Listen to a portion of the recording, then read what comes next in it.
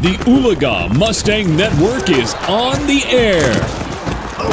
And this is Mustang Football. Let's go! And now, here's your host, Brent Kellogg, Kevin Hogue, and Blake Salt.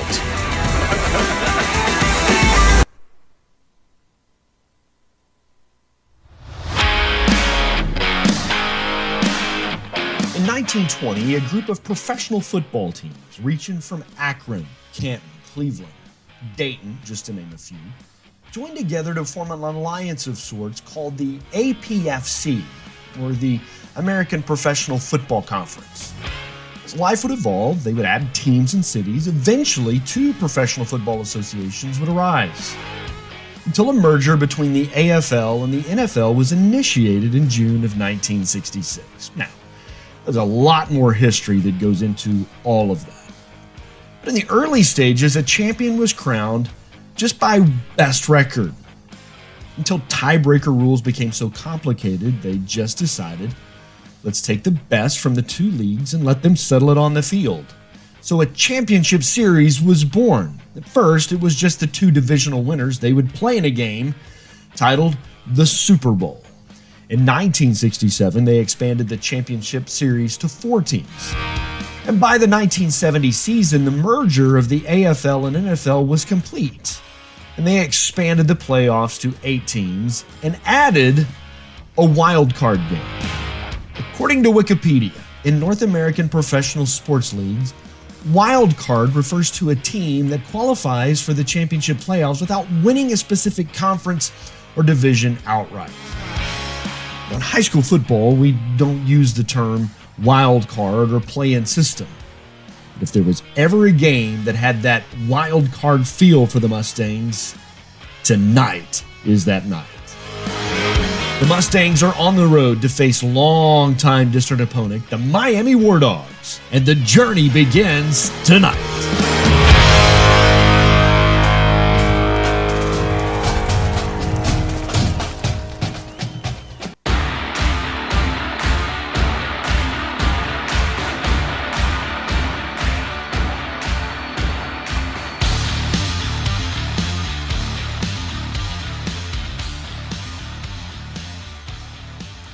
Hello, everybody. I am Kevin Hogue. I am joined today by Blake Salt. He made the joke. He got, what'd you say, an upgrade?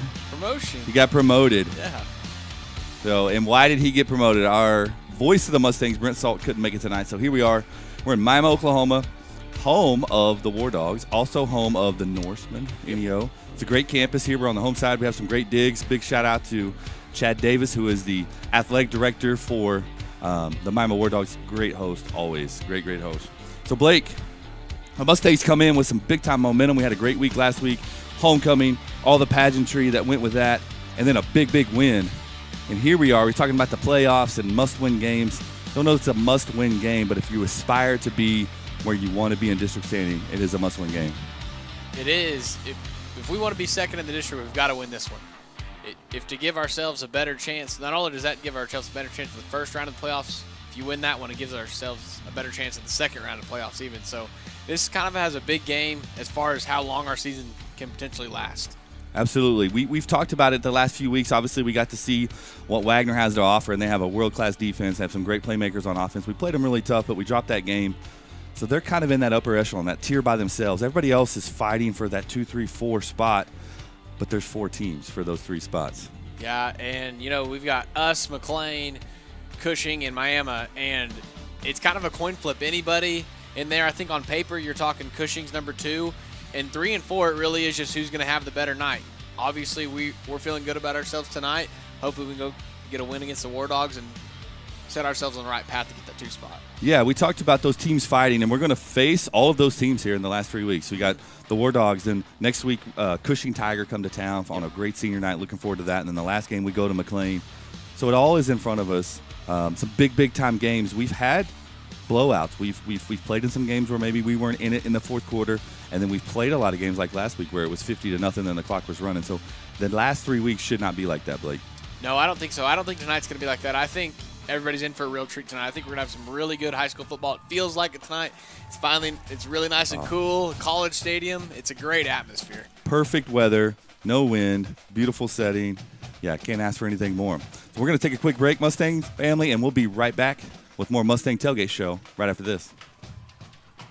A water faucet with clean water, a reliable car on a busy day, a faithful dog, and reliable insurance. They're there when you need them. Coach Jason Brown and Chalkline Insurance is your local insurance agent. After 20 years in coaching, Jason is using that work ethic to take care of you and your family. Chalkline Insurance is locally owned by a name you know and backed by an agency with more than 30 years of experience. If you own it, we can insure it. For all your commercial, home, rental, auto, and recreational insurance needs, give Coach Brown a call at 918-789-3848. Chalkline Insurance, your local insurance agent in Oologah, where character creates connection. RCB Bank is community. RCB Bank is friendly customer service. RCB Bank is trusted. RCB Bank is here to help. RCB Bank is yesterday, today, and tomorrow. RCB Bank is everywhere you need us to be. We are RCB Bank. Open an account online today to see why our customers always say, RCB Bank, that's my bank. At Raising Cane's, we're huge football fans, but we're also fans of your local fundraisers and fun runs, small victories, and big ideas. And yes, even the neighborhood animal shelter. I was getting to that. Plus over 30,000 other partners in the communities we serve. When you order our hand-battered chicken fingers, craveable cane sauce, and jugs of freshly made tea and lemonade to cheer on your home team, you're also supporting your hometown. Raising Cane's Chicken Fingers, one love.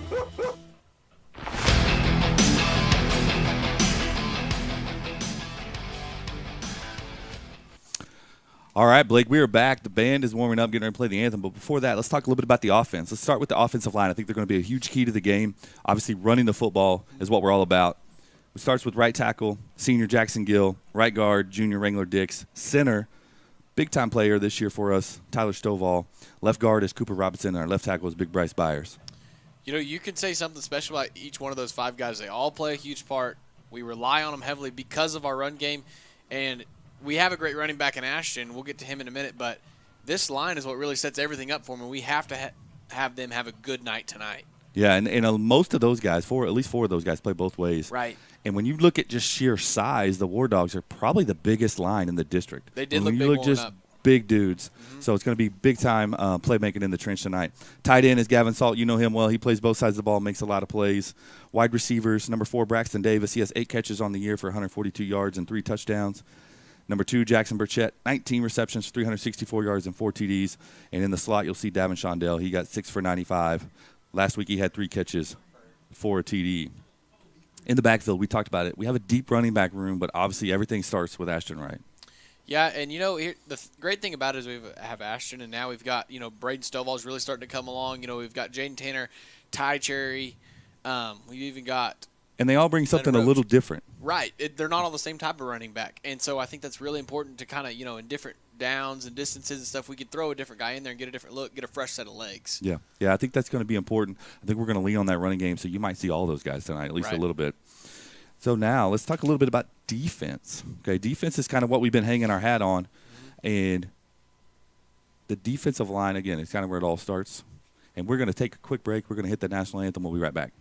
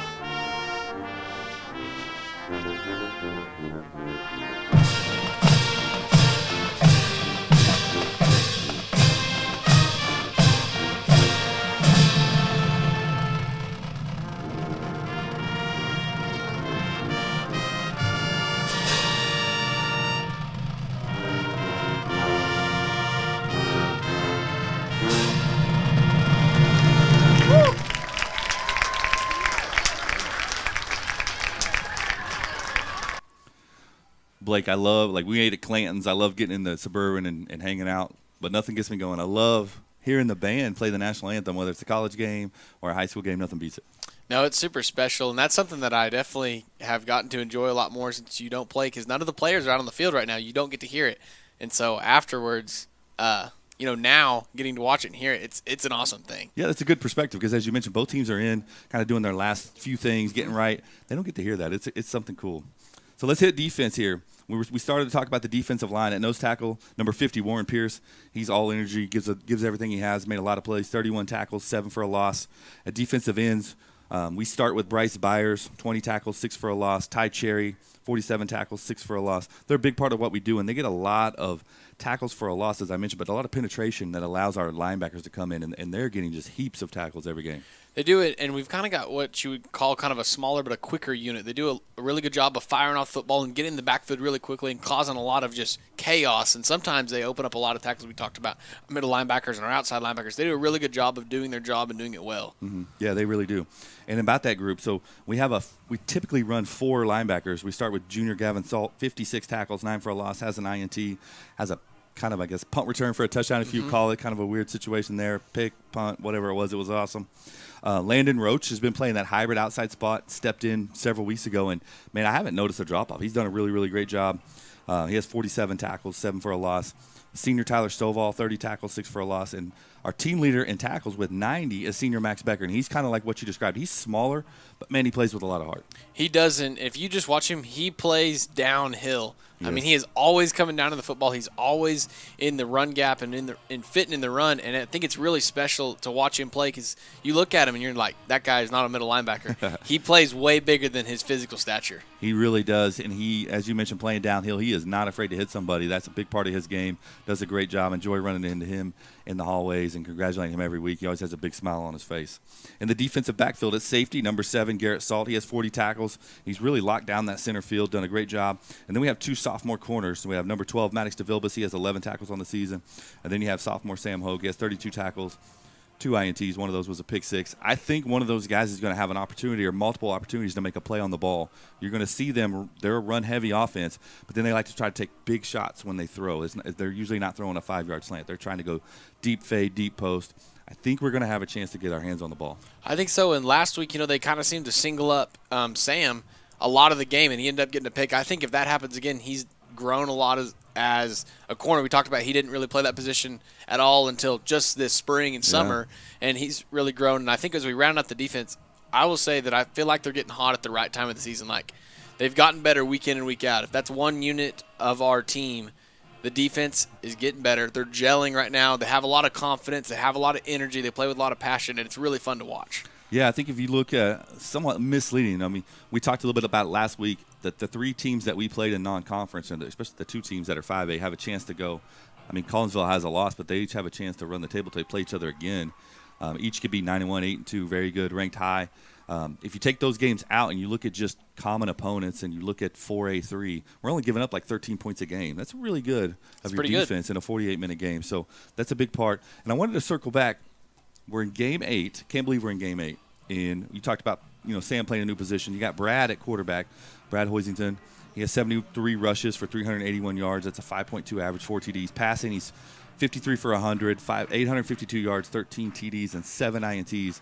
I think it's a big game for him to get us going and to make those plays. I think you're going to see us be run heavy, but when we try to strike, we're going to be similar to Miami. When we try to strike in the passing game, we try to make it a big-time play.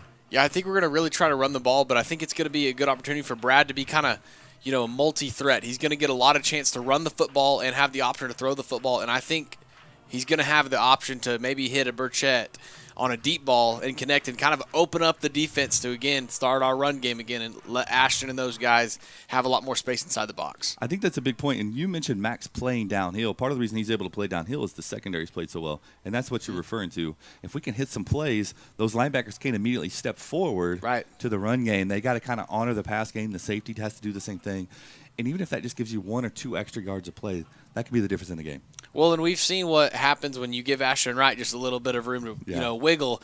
He can break plays, and, you're 20, 30 yards on the field before you realize where he's gone. Yeah, he has a lot of shimmy and shake. He's fun to watch. Mustang family, when we come back, we'll have keys to the game, who you got, the coin toss, and more. And you're listening to the Mustang Tailgate Show. RCB Bank is community. RCB Bank is friendly customer service. RCB Bank is trusted. RCB Bank is here to help. RCB Bank is yesterday, today, and tomorrow. RCB Bank is everywhere you need us to be. We are RCB Bank. Open an account online today to see why our customers always say, RCB Bank, that's my bank. At Raising Cane's, we're huge football fans, but we're also fans of your local fundraisers and fun runs, small victories, and big ideas. And yes, even the neighborhood animal shelter. I was getting to that. Plus over 30,000 other partners in the communities we serve. When you order our hand-battered chicken fingers, craveable cane sauce, and jugs of freshly made tea and lemonade to cheer on your home team, you're also supporting your hometown. Raising Cane's Chicken Fingers. One love.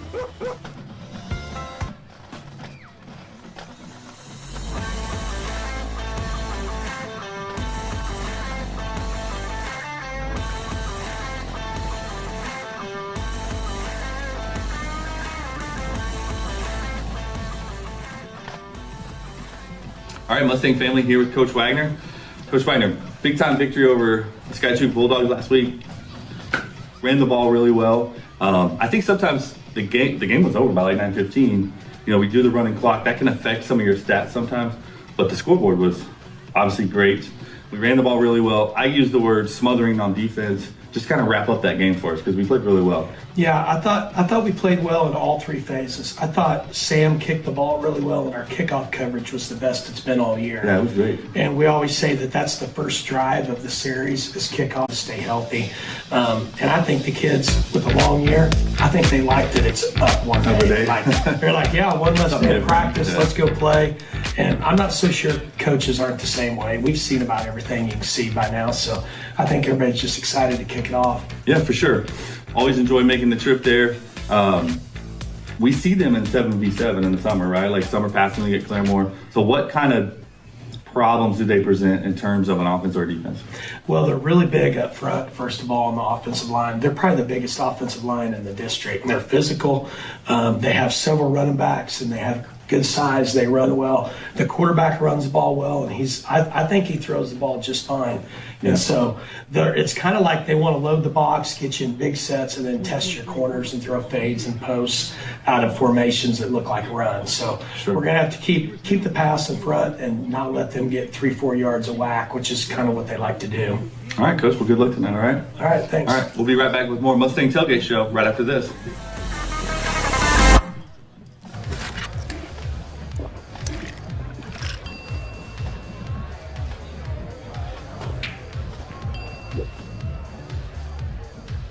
If you need to do something to feel okay to drive, you're not okay to drive.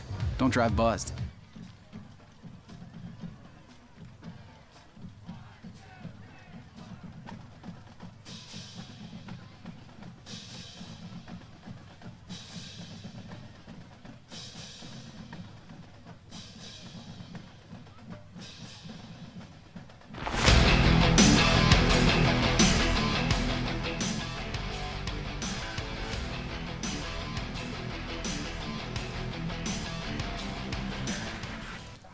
All right, Blake, we just heard from Coach some of his keys to the game, some things that he's thinking. I'm asking you now, who you got? I'm picking Max Becker, and when we talked about him, of how he does a really great job at the middle linebacker spot, I actually got to talk to him a little bit. Normally I'm down on the sideline, so I kind of get a little extra talk. And these guys that are seniors now, they were actually freshmen when I was a senior, so I know him a little bit better. But he talked about that he loves to play in big games, that he feeds off that energy. that he loves the fact that they've got a real shot, to be a 2 seed in our district, and a tough district, to host a home playoff game. And I feel like he's kind of the leader of the defense, that he can be a spark plug for some energy and make a big play, maybe a fumble or something like that. We recover, and that's just going to help our defense. And we've had some defensive scores in the last couple games, and talk about that's huge as far as momentum goes. 100% huge, and those are unexpected points, and when you get those, you start looking at the percentages of games won. It goes up astronomically when your defense and special teams are able to put points on the board. I took Ashton Wright. I feel like it's low-hanging fruit, but he's a big part of what we do. You mentioned last week he was another week off that ankle injury. He looked sharper. He looked like he was able to cut and go, and we're yet another week past that. I expect him to be fully healthy, and he's got to be a big part and get loose tonight if we're going to come away with a victory. I know talking to Brent this week, he mentioned it, and so did Coach, special teams, whether it was returning or covering or kicking, all the things that he just felt like there was going to be a big play made on special teams that was going to help contribute to a Mustang victory. We sure hope that's the case tonight. Some keys to the game, Blake. I think we've talked about it. We got to limit the mistakes. We got to limit the penalties. And I think we have to control the clock in the game. Like, we can't be behind the sticks. We can't be having to throw the football on 3rd down and 12 because of a holding penalty or because of a false start, something like that. We've got to stay on schedule, stay with our identity, run the football, do it well, and throw the ball when we need to. But we don't have to do anything crazy or fancy. We're a good football team, and we're doing the right things to be successful right now. I agree. I think the biggest one for me that I'm going to piggyback on is just the penalties. When you start looking at the penalties, obviously we started the Fort Gibson game. We had 12 penalties. We've gotten, except for the Claremore game, much, much better. We've been in the 5 to 6 range. But I think Coach would like to see us. I know they set a goal of like 3 or less per game. If we could be in that range, I think we'll be set, like you mentioned. Then we won't be behind the chains. Right. On defense, we won't be giving free first downs, making them earn everything. And I think if we can be sound in the kicking game, sound penalty-wise on defense, and make them go 80, 75 yards, they're going to struggle to do that against our defense. I think so, too. Yeah, I think so, too. So we're just about to get the coin toss. Hopefully we can get that on film. We got the captains going out. I know you're seeing some 4A3 standings right now. Wagner is obviously number 1. They're number 1 in 4A. They're 4-0 in the district. Then you have McLean, Cushing, and Oologah at 3-1. You have Miami right there. They lost to McLean. That's the one loss that they have that we don't. That's why that looks that way. So if we win tonight, that's why when we talked about us being in position to kind of control our own destiny, unless we get in one of those wonky tie breaks, it's like 3 and 4 teams, and it matters like, I'm going to make a joke here, but it matters like how many timeouts you used in the season. If we win tonight, we'll be in good shape going forward. Then it's just about keep winning to get in better seeding so you can host one of those games. If you could get a 2 seed and you host a Fort Gibson or you host somebody like that, you feel good about your opportunities to get a win in front of your home crowd. So super fun. It is fall break. If it looks a little bit different, we were talking about the crowd. Maybe not what it might have been if this was a Friday night, not a Thursday night. It is a decent little trek over here. But, man, it looks good. You can see number 21, Ashton Wright, number 2, Jax, number 54, and number 55, Jackson Gill. Excuse me, I left off Stovall, but Jackson Gill are our captains tonight. I'm anxious to see what we do. If we win the toss, do we keep it or do we kick it away? We usually defer. If you defer, you get the option in the second half. There's no wind to speak of. The flag is just dead still. So that's not an advantage or any type of strategy tonight. It's simply all about the ball. White Hat is getting ready to flip the coin.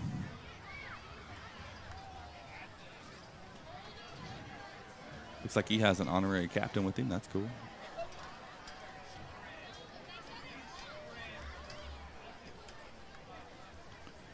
All right.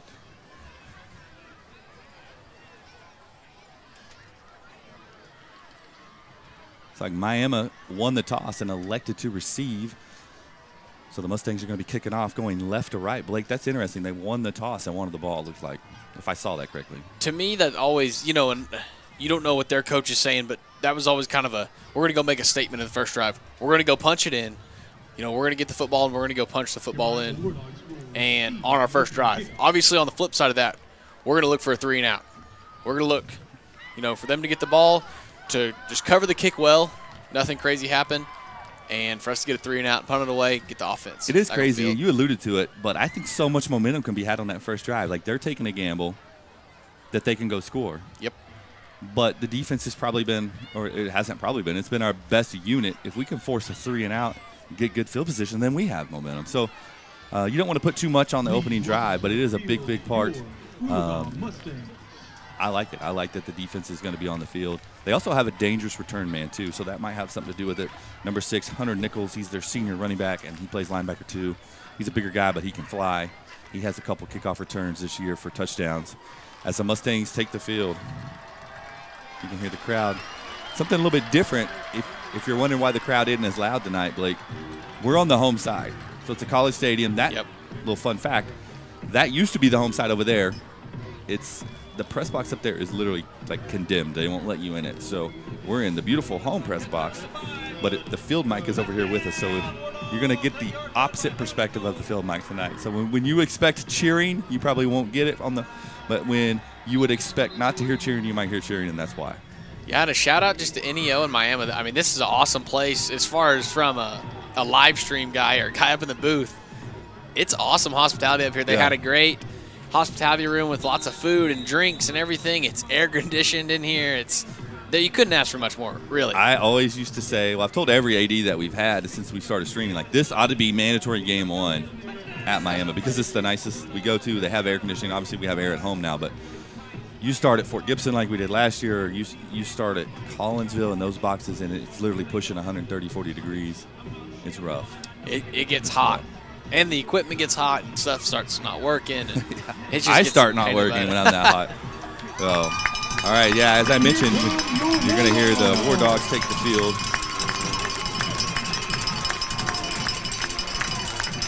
Get to hear their fight song.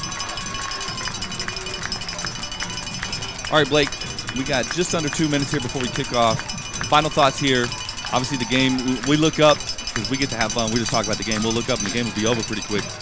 Final thoughts here before we kick off. I think it's about keeping a level head. I think there's going to be a lot of emotion here in this game. It's a big game. I've talked to my brothers, and they kind of say it's kind of more like a rivalry feel. They said, they've never beat us, but it's always been super tight. It's always had playoff implications, and the story's no different tonight. This Miami team, let's make no mistake, this Miami team is a really good football team. They've done well throughout the season, and it's going to be a challenge for us. I think the Mustangs are ready and willing to take that on. Yeah, you mentioned it does feel like a rivalry. It feels like it's ramped up over the last couple of years. They've gotten quite a bit better. I know this is my year 7, maybe my first year. They definitely weren't where they are now in terms of athletes and numbers on the sidelines. They've done a really, really good job. And if you look at them get out, they're bigger than us. So if you look at them getting off the bus, they look like the real deal. I think it's going to be a big test tonight, but I think it's one, hopefully, that we're up to the challenge. I know talking to Coach, he said we had a good week of practice, and I'm excited, Blake. I'm excited. Appreciate everyone joining us. Make sure you click that subscribe button. When we go live, we do try to send out the links, but when we go live, you'll get an update, so you won't miss a minute of Mustang action. I know I've talked to Seth Jackson, our newest ag teacher. We're going to do some basketball this year, have some fun. As we get ready to kick off, Sam Hogue has the ball teed up. Hunter Nichols and number 18, Logan. He kicks it low. It's going to bounce. And he one-hands it, and that is the dangerous Hunter Nichols. Okay, not bad. They're going to start Blake. It's like, I don't know, the 28 maybe? Yeah, and that's good field position, but he's had some history this year already of, making house calls on the opening kickoffs or kickoffs in general. So I think it's important just like what we did, Yes, they have better than, I guess, what you could say starting field position, but we're not in a bad spot at all either. Not at all. Not at all. You see so many teams do that, kind of corner cut, and we'll do that kick into the wind. But a lot of teams have to do that just as our normal kick because they can't kick it that deep. So good job there as the Wardogs start with 2 wide receivers and 2 running backs in the backfield. They're going to hand it off. Big hit there, but he's going to fall forward, Blake. Yeah, and we talked about it. These guys are big. Looking at them just across the board, they're bigger kids than what we have on our side of the football. Now, I think that, it's not always the size of the dog in the fight. Size of the fight in the dog, right? Yeah, and, we talked about that with Max Becker, our defensive line, and, even we've got some young guys. Landon Roach is a smaller guy. He's just a sophomore. But right there, you saw him making the tackle, doing his job. Yeah, he filled the spot there. The guy was able to fall forward, but not bad. It's going to be 2nd and 5 here. Same setup, 2 wide. Quarterback run. Going to be hit on the sideline by Hogue, but he's going to get the first down. And they've lost some players. I know Coach Wagner talked about it off camera. They've lost some guys, Blake, at running back, some bigger guys. Not that number 6 is not big, because he's definitely healthy. But since then, they've been more reliant on the quarterback run game, and I know Coach was worried a little bit about that. Yeah, the thing is when your quarterback's running the ball, you almost kind of gain an extra blocker or a free blocker. He gets a lot more one-on-one options. Oh. We're going to have a quick timeout here by the Wardogs. I think we'll jump on one as well, as long as Mr. Streeter's ready, and we'll be right back. Family is bigger than bloodlines, stronger than DNA. It's the circle we draw around the people that matter. People we care about and care for. The folks who inspire us, guide us, root for us.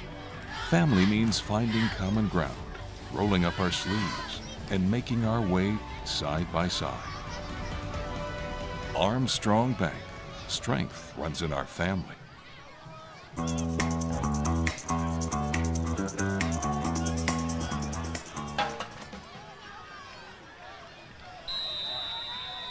All right, Blake, they had to take a quick timeout. We'll see if that comes to haunt them. They're going to put a man in motion to the wide side of the field, looking to pass here.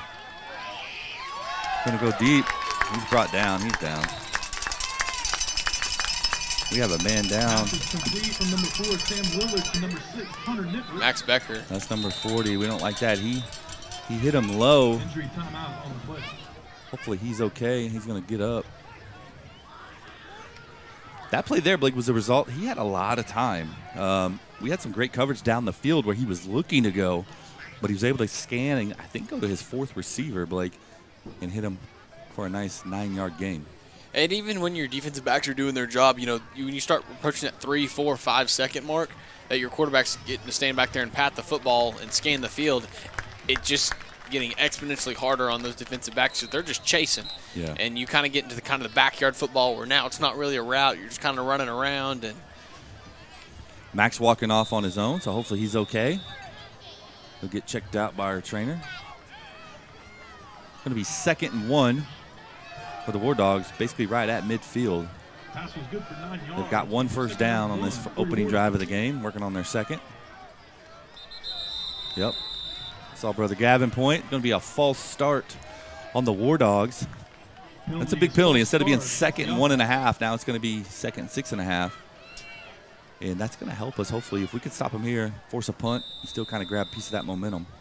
Yeah, and we talked about that. That's just as important on their side of the football as it is on ours. They're saying the same thing in the locker room that Coach Wagner said to our guys.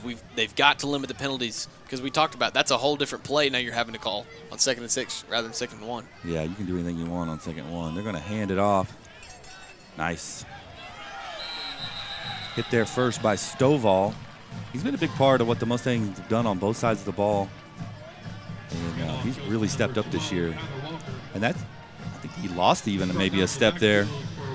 Now it's going to be 3rd and long, Blake, and this is a big, big down. We've won on 3rd down this year. We need to get off the field here instead of letting them. If they get another first down, then they're kind of in that territory, no man's land, where they probably start going for it. And it's hard to stop a team that can run the ball well when they're going for it on 4th down. Right, this is a big down, and we talked about the momentum. This is kind of your statement here on the opening drive. Oh, they're going to hand it off. Oh. Come on, go.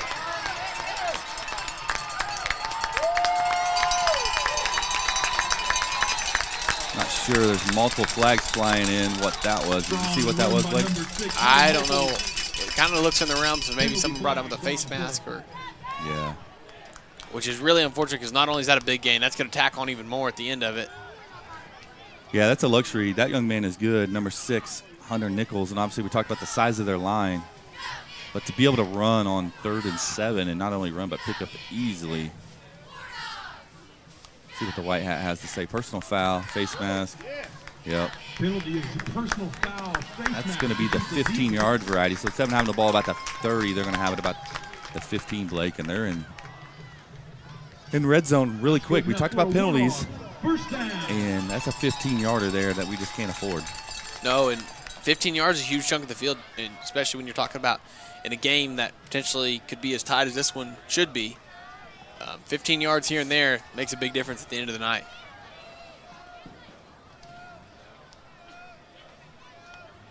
Quarterback run here. Going to cut up the middle. Tackled by Becker and Garrett Salt. But he falls forward, Blake. You talked about the quarterback run game giving you an extra blocker. He's going to pick up about 6 yards there on first down. Yeah, we'd really like to see kind of our outside linebacker right there be able to squeeze that block down and kind of contain it a little better instead of opening that big of a hole, because he's that quarterback. We can see he obviously can run the ball pretty well. He's a pretty athletic guy, so you get him one-on-one in space. That's the offensive design they're trying to get to. Yeah, and he had, I don't know if he could have driven through that hole, but that was a big hole. It was. And he obviously saw it and stuck his left foot in the ground and went downhill. He's been coached well to do that. 2nd and 4 here. Mustangs need a stop. Maybe we can force a field goal. We're going to hand it off to number 6. He's going to get the first down. It's going to be 1st and goal just inside the 5. Again, you see he's a really good back, and he runs with power. He's been able this drive to fall forward. That's not something that we've seen a lot of. Our defense has been able to stop him at the point of the attack. They're going to try to go quick here. Same play, handoff up the middle. He walks in. Untouched, Blake. Yeah, they blocked it up really good. We saw it. You know, that's exactly why they picked to receive the football. That was what we talked about, making a statement, going down and scoring on the first drive. If you're seeing the scoreboard, I think they've got it changed now. It should be 6, but they did a good job. They did a good job blocking it up. We're going to have to figure out a way to get off blocks. It's not just going to be wide open, running downfield, making one-on-one tackles. We're going to have multiple guys bring him down.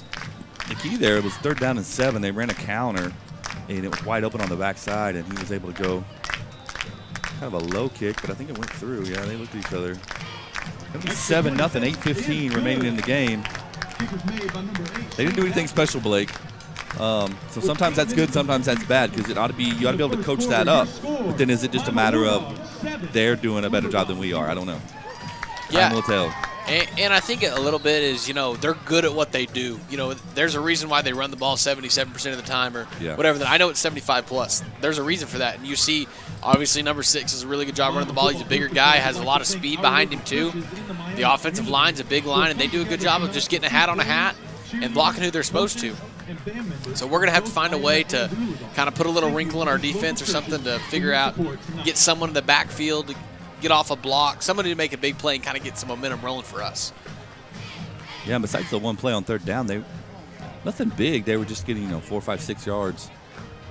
But that's going to let you march down the field. So if we can make a big play on 1st or 2nd down, put them behind the chains and tackle well, then maybe you prevent that and you force a punt. And I think if you get them behind the chains, in a 3rd down and 10 situation, they're kind of forced to maybe try to pass a little more once you've proven you can stop the run game. And I don't think that's where they would like to be.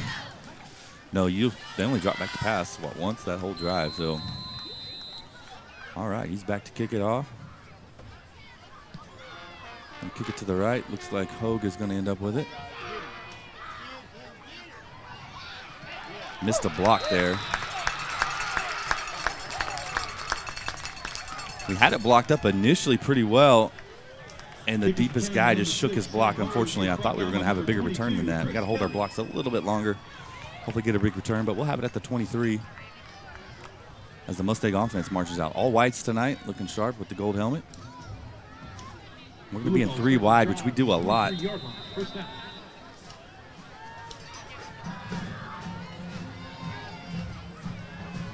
Ball's back, going to be handed off. Yeah, he got it backfield right in the hole where he was supposed to go immediately. Yeah, Ashton, you saw him when he took the handoff. Number 50 was staring him right in the face. He kind of gave him the shimmy and was able to pick up a couple, but, man, we don't need to see that tonight. No, and that's kind of interesting because that's just a blown assignment. Somebody's supposed to be there to picking up that block, and that's things you got to do here when you're in week 8. You've got to be clean. Going to motion Salt to this side again. Oh, he's there. Oh, we miss him. He walks in for a touchdown if we're able to hit that, and we have to hit those plays. The defender failed down. You can do anything, and just overthrew it by about 3 yards. And that's a play where you just get excited. You'd like to see him. It's prettier to, kind of lay it up and let him run underneath it, but sometimes you just got to put it on him and let your guy run, especially when you got a guy falling down. But the thing is that looks like it's probably going to be open later. So we're going to have more opportunities at that. We got a sideline warning against Oologah, and if you're wondering what that is, the white stripe, you pretty much need to have all your coaches and players behind it. So most likely an official ran into it. But it's going to be second. It should be third down.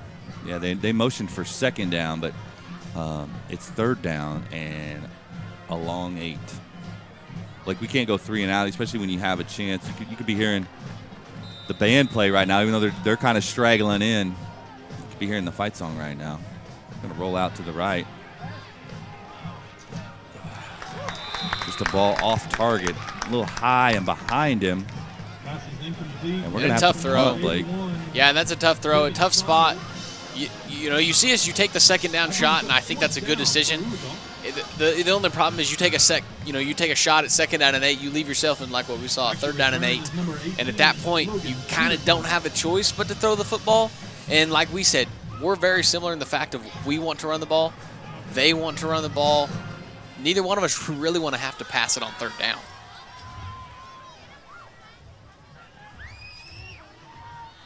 Snap is a little low. He's able to get it down. Hopefully that bounces. Takes a Mustang bounce initially. It'll be right at the 40-yard line right here in front of us, and they're going to have good field position as they get their second drive, Blake. Hopefully we, like you said, made some sort of an adjustment there where he's not able to get clean on our linebackers, because if he's able to get clean on our linebackers, he's going to be falling forward, and they're going to be getting those 4, 5, 6 yards carry. Yeah, and I think the only problem is a lot of our guys that play defense for us are the same guys out there playing offense. So you don't get a lot of kind of in between getting coached up. But I almost feel like we're a little flat too. Like we need somebody to kind of have a tackle for loss, something to get a little bit of energy flowing for us. Wardogs run a guy on late. Different formation here. They're going to run tight to the far side of the field. They're going to hand off and come this way.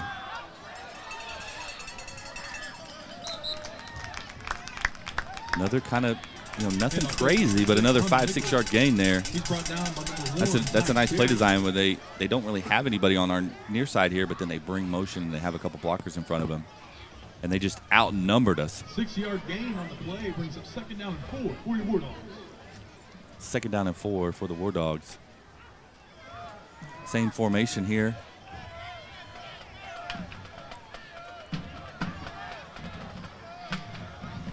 Ball's back. It's going to be a quarterback run here. Good job, Jaden Tanner, able to get his hands on him and not let go. And now we have a big third down, Blake. I think with the way it went, we went 3 and out. We missed an opportunity to score a touchdown. They just methodically marched the ball down the field. I think we have to get off the field right here. We have to have this. We have to have this. And that was a play we needed on second down. We talked about somebody got to get a tackle for loss. Somebody's got to get a stop.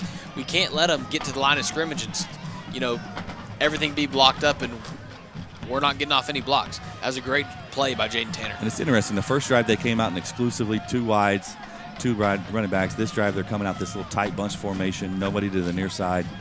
Definitely something they've worked on here. Kind of historically, it seems like if they're having success in something at the start of a drive, they'll stay in it. You don't see that a lot. With about 8 seconds to go, he told his quarterback no, and they wanted a timeout. I think he views this as a big down as well in the game. If they could get this first down and go down and score, and it's 14, then we're kind of behind the 8 ball. So he's willing to burn his second timeout. Yeah, that shows you of how big of a down this is.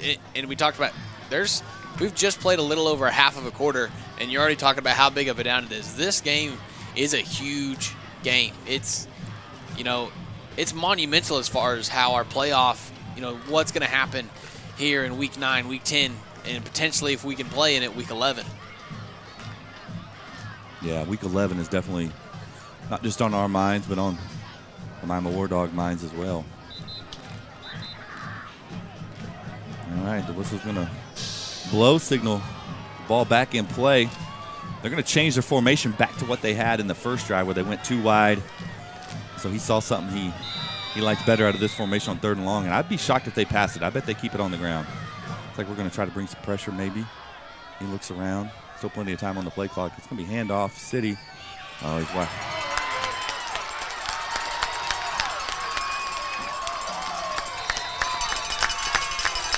That's a situation where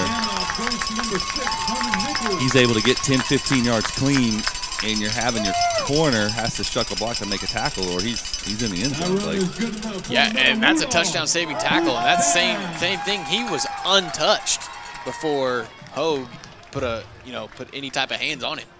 Yeah, and he tried to punch the ball out. Unfortunately, he wasn't able to. And they definitely see something on the right side there. When on both big third downs they've had, they ran to the right side, and they just big gains. Quarterback run to the left now. Cherry forces him wide. Hogue forces him out.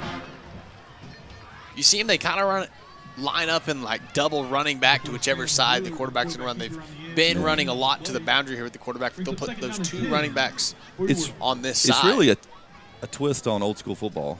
It's just student body left, student body right. It's just out of shotgun. Yep. And it kind of hides it a little bit, I feel like. It's not as easy to immediately see, but that's all it is. They're just getting more guys on one side of the football and running it behind them.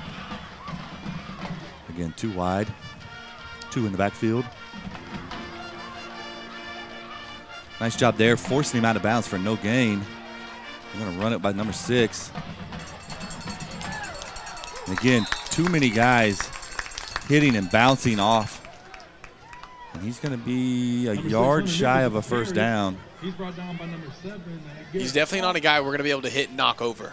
Not on the first one. You're going to have to just wrap up and take him down for minimal gains. He's going to gain some yards, and he's doing a really good job running the football, but we can't expect just to knock him down on sheer power.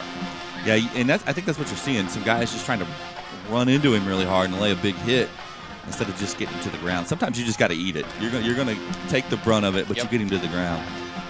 Okay, 3rd and 1. Guaranteed run here, I would say. Yeah, quarterback is going to tuck it up the middle easily. Gets the first down. Number 4, Sam Lowe with the quarterback keeper. Where are they going to spot that? They're going to spot that just inside the 10, so they're going to have 1st and goal, Blake, from looks like just outside the 9-yard line. We've talked about it. We've seen it before. Our defense has had, some inside, 1st and goal line stands. We need one of those right now because you talk about you're down 14-0 in kind of the last part of the first quarter here, and it starts to feel like it's slipping through your fingers pretty quick. Yeah, we had multiple of those against Wagner. We definitely could use one here.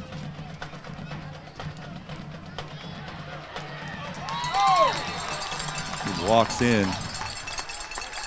And again, he's just getting clean. He's getting to Hogue and he's getting to Garrett untouched. Yeah, and here's the thing is you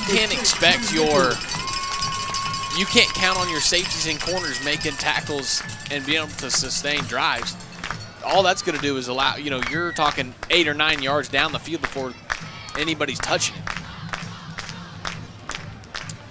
Awaiting the extra point to see if they can make it 14-0 here.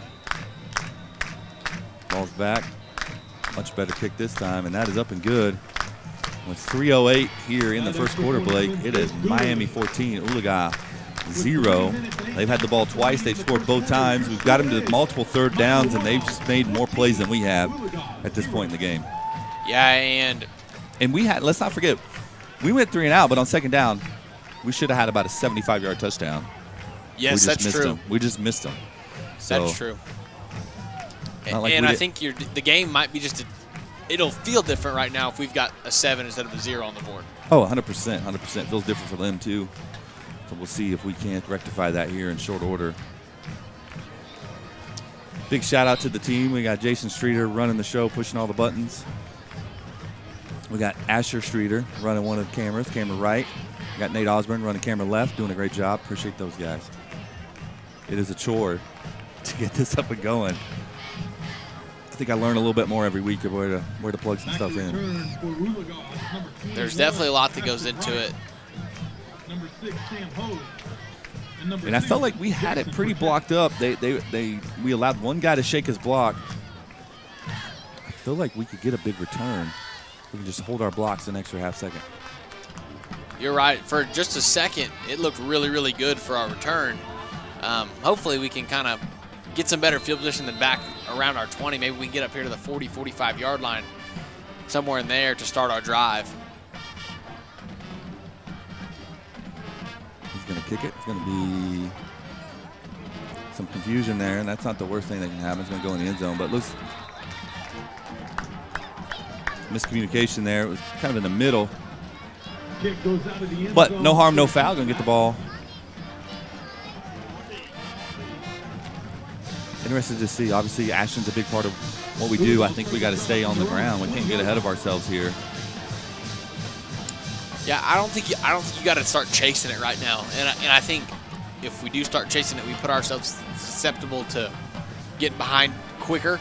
I think we've got to keep it on the ground. I think we've got to control a little more clock, get some first downs. If nothing else, we've got to flip the field a little better.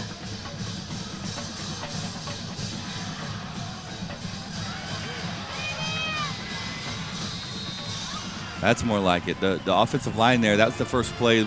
We've only had four plays, but that's the first play that he hasn't met someone in the backfield. He actually had a free release, and we kind of flipped it on them. He was able to get 8-10 yards deep before he had to make a cut. And if we can continue to do that, we'll get back in this game. And see, that's what we don't want there. 2 Wardogs in the backfield. Handoff again goes to number 21. And you're seeing it. I just feel like they have more energy. And I know they've got some momentum right now, but it just doesn't seem like we've got anything going for us. Like we're kind of just stale out there. Yeah, we definitely need a big play. And that's the danger of the running game. If someone's just running it down your throat, getting 3, 4, 5 yards of carry, man, it can take the wind out of your sails. Gavin's wide open. Nice throw and catch there. Nice job down the middle of the field. The defender had him covered 10, 12 yards deep. Blake stopped his feet. Your brother kept going, put that big right red arm up, and gave him a big target. Yeah, try to break him of that habit. You don't want to let everybody know you're expecting the football, but awesome to see him get a big-time catch. And maybe that's the big play we've been needing. Ashton going outside, making multiple cuts. Going to be another 15-yard gain, and we're inside the red zone. Quickly here, moving the ball. And I don't want to lose any momentum, but I would really like to see us slow down just a little bit and take some time off the clock and not have our defense out there trying to tackle number 6 for so long. No doubt. And speaking of him, they just brought him in on defense, and he was one of the 2 that jumped. You call that on multiple guys. We're going to get a free first down, or free first 5 yards here. Penalty is offsides against the defense. Going to be 1st and 5. 1st and 5 sounds a whole lot better than 1st and 10. Especially when you're on the 15-yard line. 1:40 left here in the first quarter. Really important we punch this in. Snap is back.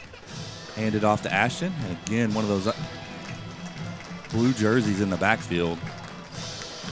He was able to fall forward for a yard. So it's going to be 2nd and 4. Again to number 21, Ashton Wright. They're doing a really good job of firing off the football and kind of beating us on an angle and just slipping in there. They're not delivering super big hits on Ashton, but it's just enough to kind of wrap his ankles up, and he falls down with just a yard. Yeah, number 75 for the Wardogs. Hayden Miller doing a good job there in defensive line. We're back to pass. We're going to roll out to the right. Maybe he's going to run, yeah. We're going to get him pushed out of bounds. Should be a first down. Good job there. There was really nowhere to go with it, so he wisely pulled it down. Going to be 1st and goal. And that's definitely something Brad does well. He can run the ball. He's fast when he gets those legs going, sees the field well, and a good job there. Going to be 1st and goal.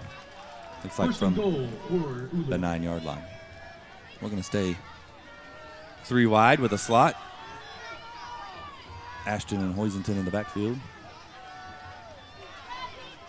Snaps back. Nice hole there. Touchdown, Mustangs, Blake. That's big. We needed that. You saw we have a good vantage point here. Hopefully we did a good job on the camera to see that, but you could just see the hole there open up. Great job by the offensive line, and we're in for 6. And you're seeing what happens. You know, we go 2 or 3 plays and get one blocked up really well, and then you get one that you're like, man, we just missed a block, and no gain. When we get it blocked up, we're kind of having the same scenario of what they're getting against us. He's untouched till he gets 5, 6, 7 yards down the field. Wardogs run a bunch of guys in late. Kick is up. It is good. 7-14. That feels better. I can take a deep breath. You see Coach Noble feeling better about life. He's running off high-fiving. Coach Wagner's running off high-fiving some people. Trying to get some juice, trying to get some mojo going, trying to get the sidelines going. You know, I'll say this, and I know I got a little bit of a bias, but I think it's big that you get your tight end H-back kind of guy catching one downfield. as far as our passing game, it kind of realized, we saw the linebacker kind of stop and was like, he's not going that deep. You start getting 4 or 5 guys that you can spread the ball out, and you've got 4 or 5 different guys on 4 or 5 different levels. It makes Brad's job a lot easier and the defensive back's job a lot harder. Absolutely. We talked about in the pregame, it makes those linebackers, they can't just fire downhill. They have to let it breathe, kind of wait and see. And even if we do hand it off, that's maybe an extra yard Ashton goes before he has to make a cut or he gets hit. So now we just got to find a way to tackle number 6 and not let him score. Hogue's going to tee the ball up. Hopefully he can put it in the end zone and not kick it to him, although they don't have him out there right now. I don't see him. I don't see any trickery. They had him on defense, so yeah, they're giving him an extra breather. He's on the sideline, so that. He's definitely there. As we use Ashton Wright, that's their workhorse right there. Kick there is going to go. They're going to catch it about the 2. Nice job. That's what we're used to seeing on special teams. Deep kick, tackled inside the 20. Now they got to go, 82 yards?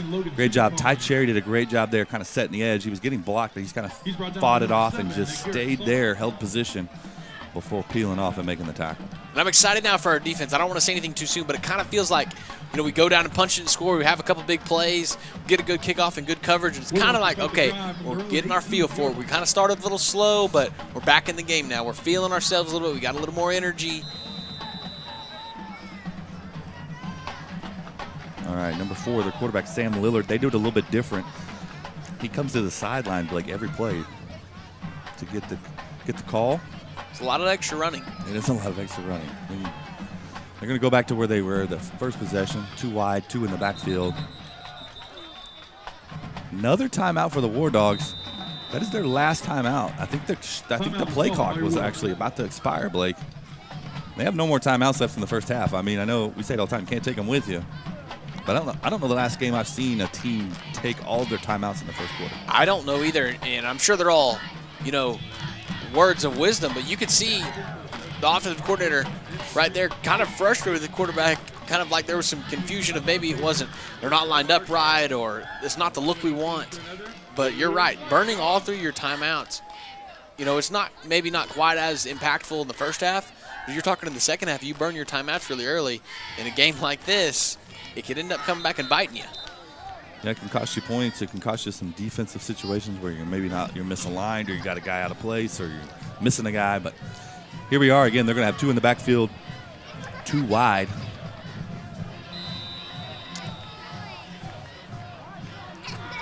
Snap is back. He's going to drop back to pass. They're going to try to hit a post here. Good coverage there. Great job, and you saw him kind of, staying with him, what we call in phase, kind of hand on the hip right there, and did a great job of playing the football. Yeah, he turned his head. I know there was a little bit of contact there, but he has right to the ball as well. He doesn't have to just give up positioning to the ball. He had his head turned back. They're trying to say he was holding. He was not holding, but there was a little bit of contact there, and just a great job. We talked about that in the pregame. They're going to try to hit the deep fades and the deep post when they do try to pass it, but that's a great job there. Even as a primarily former offensive guy, I'm for a little bit of contact. Like, let's let the guys fight for the ball, play a little bit. Yeah, they're going to hand it off. He's going to tuck it up the middle. Got tripped up there by Max Becker. And again, if Max doesn't catch a shoelace there, he's one-on-one with our corner again. 6'8", 10 yards deep. But here's a big-time 3rd down. 3rd and 5.5. Coach Wagner needs to dial something up here that works, that's successful to get us off the field. We just got to get off blocks. We're kind of in the right spot, and we're just getting blocked up. And they're going to let the clock tick down, make the quarter change. So we're going to take a quick break, too. After 1 quarter play, Miami Wardogs 14, your Oologah Mustangs 7. We'll be right back with the second quarter. Your first quarter, your score is Family. It's bigger than blood. 14. Strong DNA. It's the circle we draw around the people that matter. Please People direct we your care attention about to the field and before our game day care for. sponsorship. The folks who inspire us, guide us, root for us. Family means finding common ground, rolling up our sleeves, and making our way side by side. First National Bank are proud Our supporters strong of Wardog bank, football and strength the Wardog runs in our athletics. family. They are being represented tonight I tell my by son Bank I Vice love you President Joe every Morgan. single day. Now, my dad has never said that to me. Not because he doesn't love me, but because culturally it wasn't comfortable for me. Now that he's a grandfather, he says, I love you to my son every time he sees him. My advice to all the fathers out there, forget the cultural restrictions. They grow up way too fast for you to waste even a single precious moment.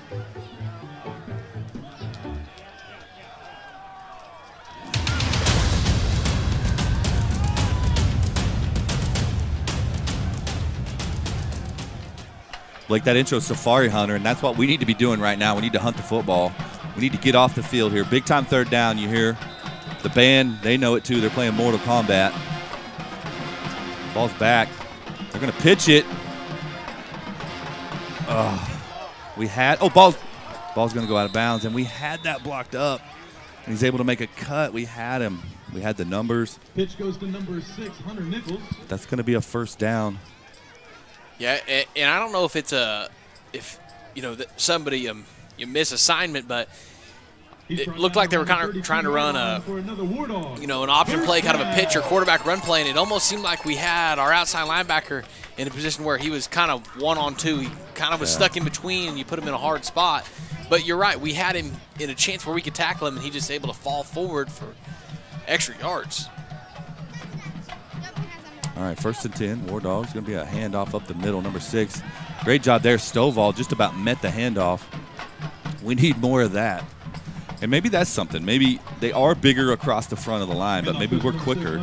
Maybe we have a little more stamina. We can start to find some of those holes and make some of those plays behind the line of scrimmage, which is a big part of our defense. We really need that because we're seeing when they get it blocked up, and number 6 has a little bit of room to work, and he gets to full speed, he's hard to take down. Yeah, he is. He's a big guy to be a running back, and not only is he big, he can move.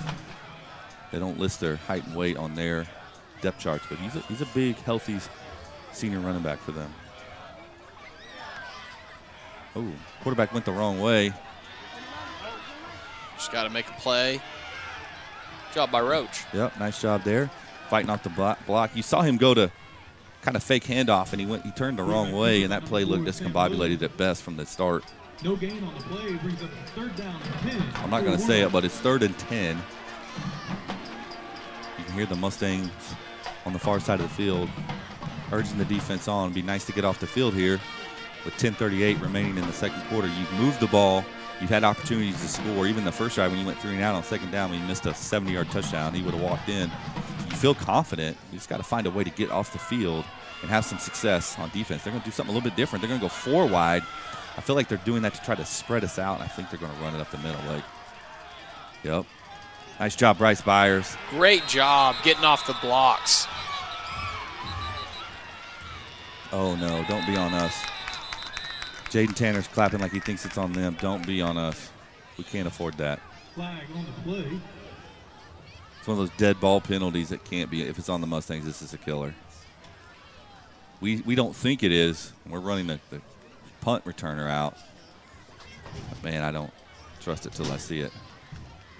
Dead ball, personal foul. Yep, against the Wardogs. That's going to cost them 15. Even though it was 4th down, that's 15 yards. This is going to be an opportunity for the Mustangs to have great field position. You got some juice in you. Got some juice in the legs of the defense. They big time stop there. And I don't know how many big 3rd downs we can have in the game, but I feel like it's like they've all every been single big, time it's been 3rd down, it's been a big one. I feel like until you stop them on 3rd down, every 3rd down's a big 3rd down. I agree. And I think getting that first stop now gives us some confidence in knowing that we can do it. Yeah. All right. They're back to punt, 4th and 26 after that dead ball personal foul. Jax Burchett back, speedster. High punt. He's going to have some – no, he fair catches it. Probably wishes he could have that one back, but nothing wrong with fair catching it at the 45, Blake. You're going to be on the plus side of the field, opening up the whole playbook. Sidelines looks a little better. Yeah, and here's the thing. I think a big deal is it just goes on just to be able to catch the ball and not let it bounce, on the other side of the 50, because you never know how that ball is going to bounce. And maybe he could have got, an extra 10, 15 yards right there, but I'll take the ball on the 45, on their 45 rather than our 45 or our 40. 100%. We're going to go 4 wide. We got an extra guy on the field. Thankfully, we didn't huddle. 4 wide here. Man in motion. I'll try to hit one of those screens. It's blocked up pretty well. Big hit there by number 28, Dylan Blundell. It's going to be a nice little 6-7 yard. And that's nice to get your wide receiver playmaker the ball, get Brad some confidence, nice little throw, get a nice play, and show them we're not afraid to pass on first down. Right, and now we've got second and short. Like we've talked about, you can hand the ball off, you can take a shot, you can do whatever you want to do in this situation. Another man in motion. Oh, we're double moving. He's there. Blake, same play, different direction. He's wide open. The guy totally baits, stops moving his feet. We run right by him, and we just miss him. We've got to be able to hit that. Yeah, and that's just something – that's just unfortunate. There's no – Coach Wagner's not going to say, you got to hit that. We all know he knows he's got to hit it. Everybody knows he's got to hit it. It's just that's 2 times now that we're talking about we could have had 7. That's 7. He's standing in the end zone when he catches it. It could be 21-14 Oologah right now. Right.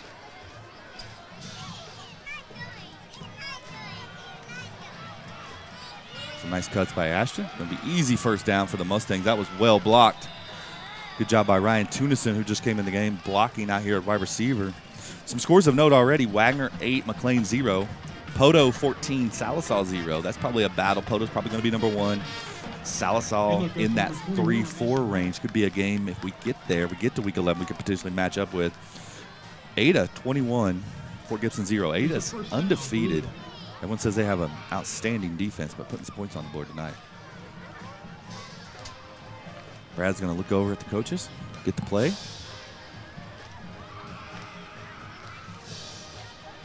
Hand off.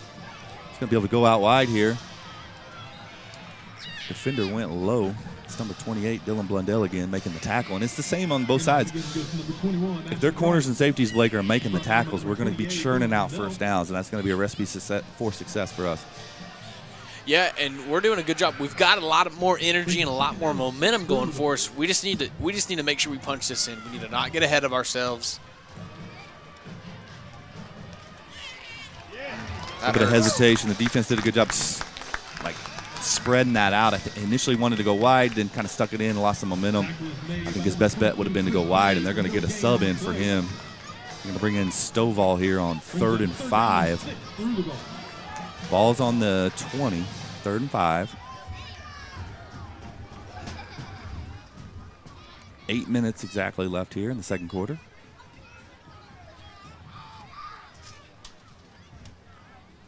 Hand off.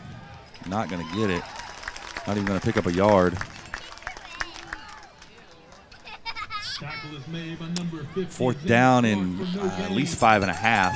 Brings up 4th down for Oologah. They're going to keep the offense on the field.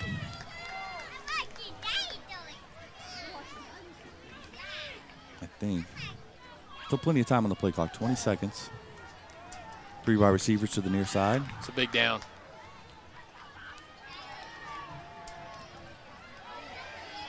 Oh, He's got a lot of room. Score. He's got to dive. He's got it. Touchdown, Mustangs, wow. Blake. Stampede touchdown, as the voice of the Mustangs likes to say. And you won't see that a whole lot. He ran almost to the Norseman logo. Wasn't a lot here. Notice there was a pancake block on the edge and reverse field. And that was a 20-yard run that he probably ran 60 yards.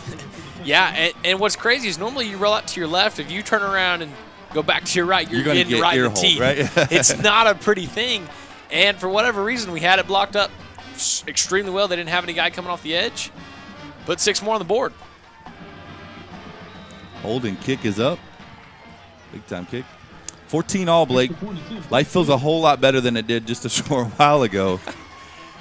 It does, but I will say this from a non-player perspective, you really wish that last little bit went a little smoother, and not having kind of a busted play you score on, because you're moving the ball really well. You don't really want to stall out down here inside the 20-yard line. And on 4th down, but you've seen the Mustangs have an ability to do those backyard busted plays and hit some big-time plays. You saw it against Claremore. There was another one. We definitely have that ability. I'm with you. The consistency is in the organization of the play and executing that play. But the beauty is we have athletes to do other things. So good job by Brad there. 14 all, 7-12. I mentioned it a little earlier. It is fall break. Today was parent-teacher conference just till 11. Went home, tried to take a 20-minute nap, like didn't work. Got back, loaded up to Suburban, came this way. No school tomorrow, no school Monday. Don't come to school Monday. We'll start back on Tuesday. We're just over halfway through the semester. Like I say, like every year, I feel like the days go by slow, but the years go by fast. I can't believe we're already a quarter way through the school year, and this is already week 8. Yeah, it seems like the season's flown by, and, you know, we're talking about playoffs. Seriously, it's not just, you know, oh, we'd like to make it this year. Now we're talking about winning games for seeding in playoffs and where we're going to be at and who possibly could go play. Nice high kick. Going to be taken about the 1. He steps back into the end zone. We got a guy down there if we can get him. He stiff arms his way out of it. Uh-oh.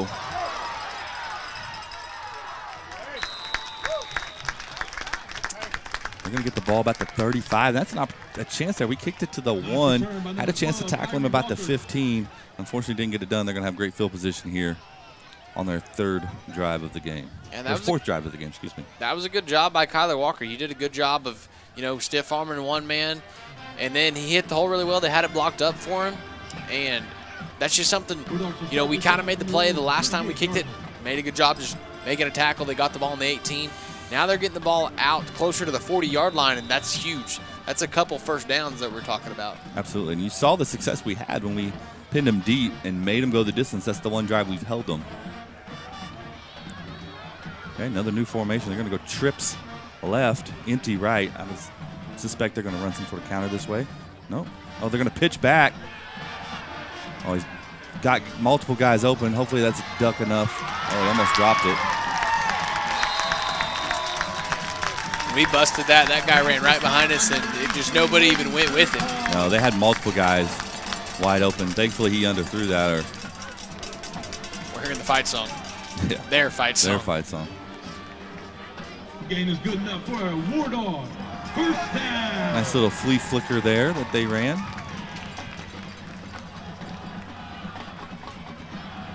But ultimately, we were able to stop them. If we can stop them here, force the field goal, we get the ball. We get the ball after the half, so. Hand off. I'm going to say he stepped out of bounds. We've got to wrap him up. We're going to bounce off of him if we don't just get our hands locked and wrap up and let the rest of the defense rally behind you. You don't have to get the big hits to award on this guy. We just need to wrap him up to eliminate the yards after contact. We talked about that with Ashton. We can't let him have that stat tonight. Yeah, and oftentimes if you're the corner like Mike Maddox was there that made the play, you're going to eat the tackle. Yep. You're going to end up on your hind end. But ultimately, you just got to know that's what's going to happen, and you got to make it happen. They're going to go trips left again. Quarterback run. Good job there by Ty Cherry first. Come off the block. They're going to say he still picked up 4 before he was slung backwards. It's a generous spot. 2nd and goal from the 6. It's probably 4-down territory for the Wardogs. You're going to have to make 3 big-time plays here to get off the field clean. And you know it probably at least 2 of those, they're going to hand the ball off to number 6. So you're going to have to make some big plays. You're going to have to get off some blocks. 2 wide receivers to the far side. They're going to stack them. They're going to run it up the middle. Number 6, as you said. Multiple guys got a hold of him. You saw Jaden Tanner. I think you saw Bryce Byers. That's what it's going to take. I'm going to say he picked up 1. Maybe 3rd and 5. That was a good job. They have a good kicker. I know some warm-ups. He can kick. So it'll be interesting here if we can stop him for no gain on 4th and goal from the 5. Do they put points on the board or try to put points on the board, or do they go for it? Big-time 3rd down here. Trips left. They're going to stack it up. Yep. Correct snap. Oh, they're going to reverse it. Oh, he's going to save it. Unable to make a play. You saw there, hopefully that's a good sign for us that they're breaking out some trick plays to score there. Hunter Nichols runs it in from 5 yards out for his 3rd score of the night. As you heard the PA announcer, that's his third score of the night. He's pretty much their whole offense at this point. Yeah, we're going to have to find a way to get him wrapped up, to get off some blocks, and just rally to him. And listen, even if we're doing that, he's going to gain some yards. There's no stopping that. As they line up to kick this, it'd be interesting. So the quarterback went towards the line of scrimmage. I feel like, I don't have instant replay, but you can't be going towards the line of scrimmage and be in motion. You can go down the sidelines, which he ultimately did, but I think they snapped it as he was going towards the line of scrimmage. Oh, kind of caught us dead on our feet. We weren't going to the ball. They're going to give it to him, and that's a situation where we're just standing, Blake. We're not alert to what's going on. If we're alert to what's going on and we're firing off the ball, they're going to give it to him. And that doesn't happen, and that's a busted play that gets you 2 instead of 1.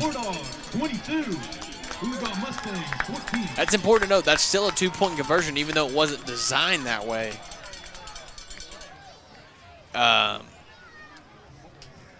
We'll go back to the quarterback. I don't know exactly for sure what that rule applies for at the quarterback position. If you still have to be, you can't. You still have to be set, or still have to. You be can't have laterally. any motion towards the line of scrimmage. And I got 2 text messages that said he wasn't set. That's a big time play. So you can't have any motion towards the line of scrimmage because it looks like you're going to talk to your offensive lineman. You have to be going parallel, and it has to be for a second. In the Arena League, you can go forward and get all the momentum you want and do those things. Can't do that in high school or college or NFL. So see if we can get a big return here. It is 22-14 Miami. 5:02 left here. Plenty of time. We got all our timeouts, so plenty of time to answer. I would love to be able to take up a lot of that time too. Obviously the end goal would be to score at the end of it, but hopefully we don't leave. They threw a penalty offsides. That cost them 5 yards.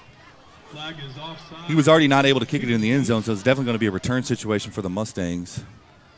He called that immediately. So offsides on a kickoff, if you're not familiar, you can't have any part of your body in front of the ball before the kicker kicks it. Right, and you kind of see, everybody kind of starts 5 yards back and everybody starts running, and sometimes that timing kind of gets off a little bit and somebody gets a little ahead. It's definitely a timing issue. Don't see it a lot. It might be the first one I've seen all year, honestly, here in Week 8. Everybody will scoot up 5 yards, including the returners. They're standing about the 15. Would love to see big-time return here. I'm going to kick it over to the right. He booted that. We got a right return. Can he get there? We pitched it, and we ran into the white hat is in the way. Good gravy. This is going to work out, maybe. He's got a lot of room. Nope, going to get tackled. How do you run in? How do you run in to the white hat? How does he put himself in a position to get hit? I don't. I just think that's just an unfortunate play there. And what's funny is their coaches are yelling at him too, and I don't know why, because we had more room this way if he doesn't get hit and he's at full speed. Haven't seen that in a while. That's a new one on me. First down and 10 from the 30 for Oologah. Oh, goodness. Goodness.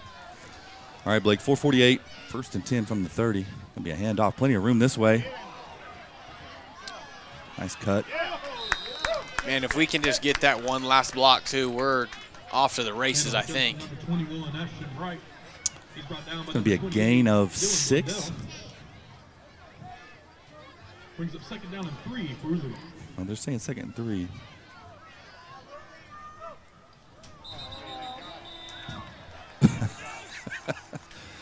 I'd say we got them off sides. He unfortunately set down Tyler Stovall. He did the backwards. Haven't seen that since elementary PE. Backwards flip. That's enough for a first down. We'll take it. White Hat's going to signal ball in for play. Got the clock going, 4:20. Snap is back. We're going to hand it off. A lot of blue jerseys in the back. Number 75, Hayden Miller. They don't have their size listed, but he's the biggest guy we've seen in a while. Number 71, they're big, Blake. He's a good 6'4". Is that Ashton? I think it's Ashton.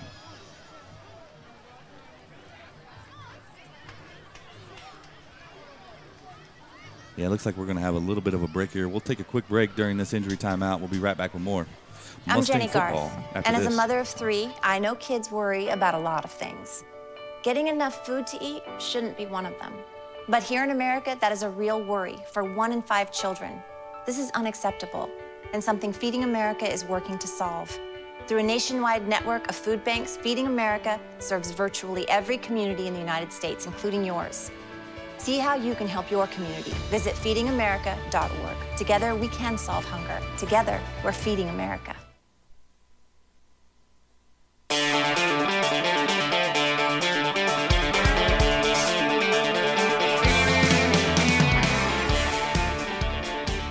All right, Blake. Unfortunately, my who you got is getting help to the sidelines right now. He's had a dinged up wheel. If there's positive to it, we do have a deep running back room, and those guys have got some experience. So here we go, 2nd down and 10. We're going to go 4 wide here.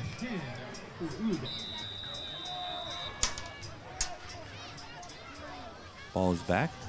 Play action. Oh, they're going to get a hold.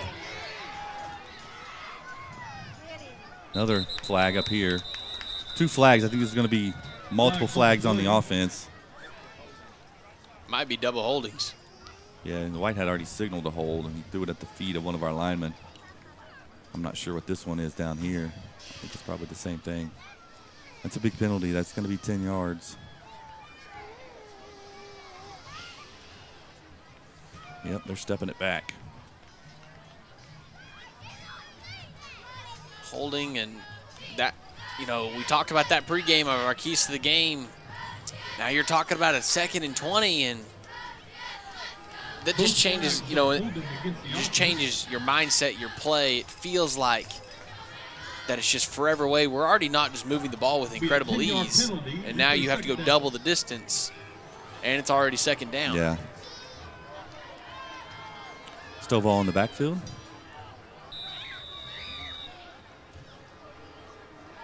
Back to pass. He's going to lob it up, and that's going to be, should have been picked off by number 28, Dylan Blundell. He came off his guy.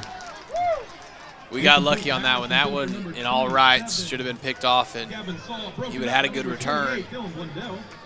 You know, we've seen Gavin being able to kind of shake loose. It's just we're having trouble getting the ball where it needs to be in the right time or kind of the right throw. That's kind of more like what you would call kind of a 2-ball. You kind of got to throw that in there with a little bit of zip, a little bit flatter. Can't lob that one up.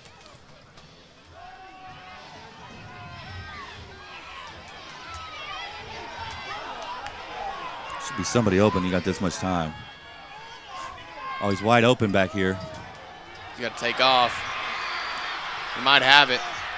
Let's got go. it. Wow. And that's another one. Like you mentioned the play earlier, you do have to zing that one in there, especially when you allowed him to track all the way across the field and track over to Burchett's side. But then on the flip side, one of those drawed up in the sand plays, running around for his life, and Burchett's 15 yards behind everybody and able to house it. There was a penalty over here on the coaches. One of their coaches was 15 yards on the field yelling at the official, and they threw a flag on him, so the White Hat didn't see it, so the side official is going to let him know. I don't know if we get the opportunity to use this on the kickoff. That'd be great if we did. If we have to use it here, do we use it and get half to the distance, and do we go for 2 and try to tie it up? I think you just kick. I just think you kick the field goal. I don't think it's time to chase that point yet. I think it's just a warning too. They gave him a warning, so yeah, I'm with you. Put some points on the board. Unfortunately, though, we scored really fast. So yeah, we talked about that. You don't want to leave. You don't want to keep your defense getting out here and keep getting pounded on. Kick is up and good. 21-22. And again, just quite honestly, they've made more plays than we have. We've made a couple draw it in the dirt plays, but it should be 21-20. We're dead on our feet on the field goal or the extra point down here, and we're not really rushing. We're just kind of standing there expecting them to kick. And then he jumps up with the ball because it was a bad hold and is able to score because we're not really ready. And that's not like us. So we got to get more locked in. And make the plays we've been making. Nothing crazy. Not asking anybody to do anything we haven't done or they can't do. Just make the plays we've been making.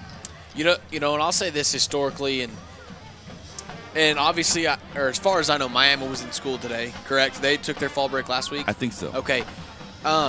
When we don't have school on the day of a football game, our football team does not play as well. And for whatever reason that is, I think it is a different routine. You know, as far as I know, Coach Wagner still has them up for breakfast and some film in the morning. They do. But then you go home and you're home all day, and it's a different atmosphere than being at school. And for whatever reason, that seems to affect how we play. Hogan's going to kick it. High kick, going to drive him back to the 1 yard line. They're going to return it, though. We've got to do a better job of tackling. Did a good job there. And get the ball about the 21, 22 yard line. Kick is returned by number 12, Tyler Walker. Walker on the return. That's more like what we need to do. He's brought down by number 88. 3 minutes and 8 seconds. Should be plenty of time. The clock does stop if you get a first down, even though they're out of timeouts. Should be plenty of time in high school football. You don't just have time to run 3 yards at a whack, but plenty of time to go down and score. They're not worried about that. And the Mustangs on the flip side with timeouts, if they can get off the field here, have plenty of time to go score themselves. It's true. Going to go trips to the near side. Going to run it up the middle. Oh, Hogue's got to make that tackle. I think Maddox is going to be able to track him down, I hope. Pushes him out of bounds. You see them, they do trips this side and pull through guys, and we're aligning, the way we align that on the corner is pretty tight, and so if he's able to counter that, he gets outside of it there. Yeah, and they've shown us just enough of shot play down the field that we have to respect the trips. Yeah. You know, all three receivers. You have to stay deep. But, man, that hurts. First and goal from the 10, excuse me. They're going to give him a break here after that long run. He's been 100% of their offense, so. First down and goal for your Going to go trips to the near side again. I think they're going to say, yeah, illegal substitution. They subbed him out. They subbed Nichols out, but he was in the huddle. Yeah, and you have to give the opposing team a chance to make a substitution as well. The defense to have substitutions. That's some big-time news today. Our senior skeet shooting team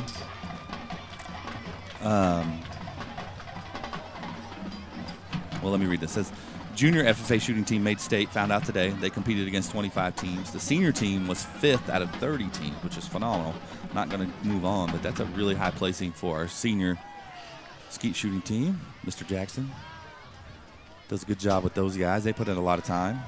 It's fun, too. If you've ever shot skeet.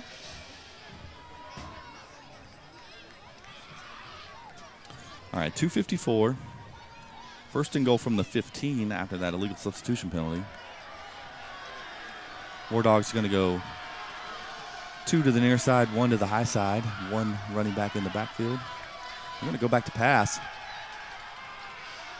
Oh, we've got to make that sack in the backfield.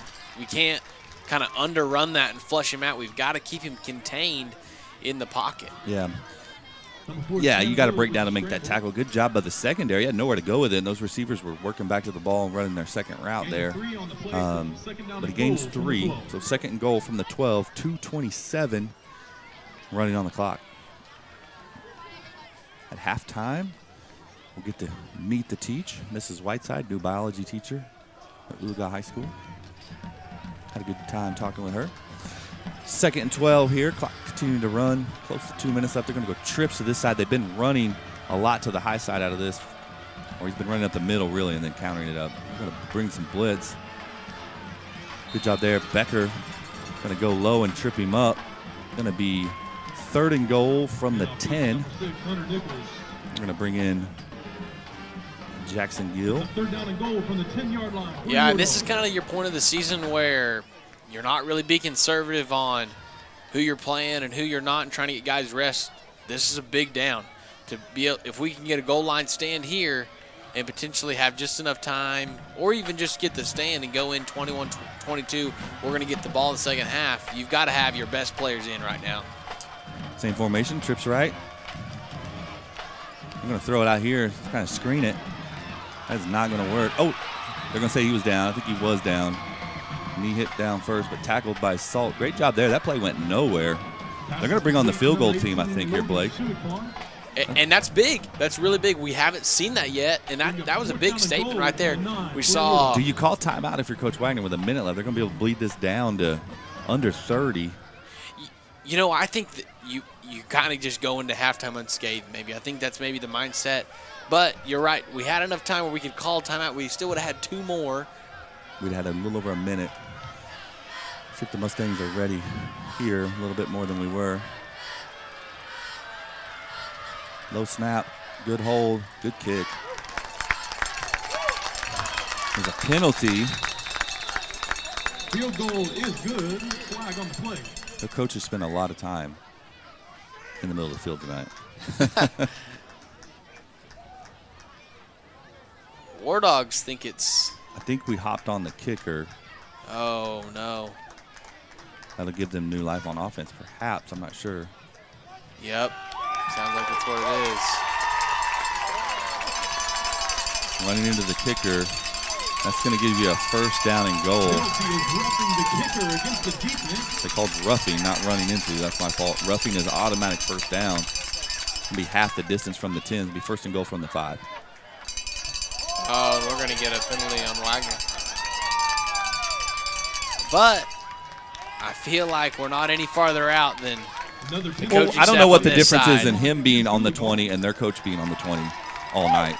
If you let one, you ought to let 2, I would say. But the thing is, if we can tackle them here, Blake, they have no timeouts. So if they're running the ball and we can tackle them, they got to hurry. Now, they're only on the 2 now, unfortunately. That was just a huge penalty. You can't do stuff like that as a defense when you give yourself a stop. You did your job. They're going to throw it. They're going to roll out to the right. They have a guy. That's too easy.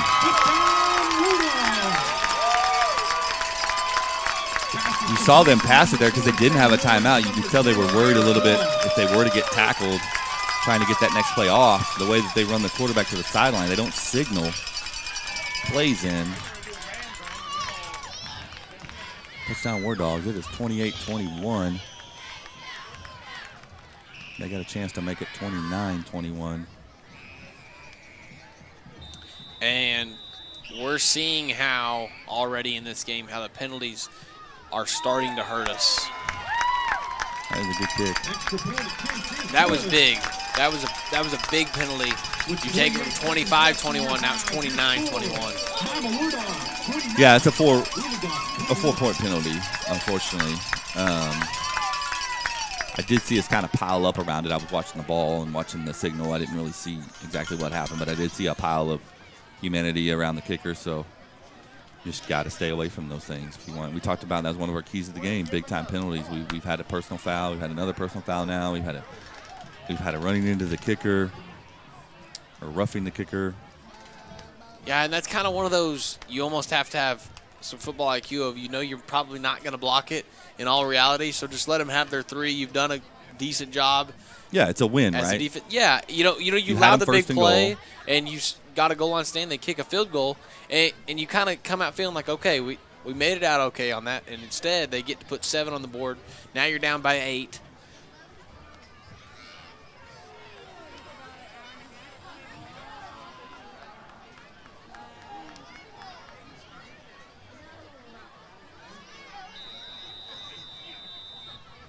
All right. Set to kick it off. Be interesting to see if we don't get a big-time return here, what we do with 28 seconds. It's going to be a low squib kick. We're going to pick it up. Got a little bit of room, but there's a whole bunch of blue shirts there. We're not blocking anybody on special teams tonight. Kick is returned by number 6, Sam Bowes. He's brought down by number 54, Ryan Hayes. I think you'll see us kneel on it. They can't stop it. 21 seconds. Oologah will start the drive from their own 20-yard line.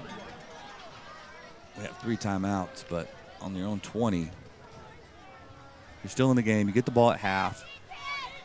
I think you probably just kneel on this, but we're going to line up at least. I think we'll probably hand it off. Let's see what happens. They're in a shell defense. They got guys 25 yards deep.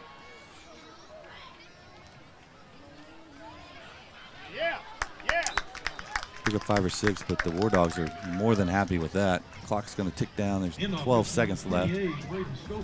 We look in no hurry, Blake.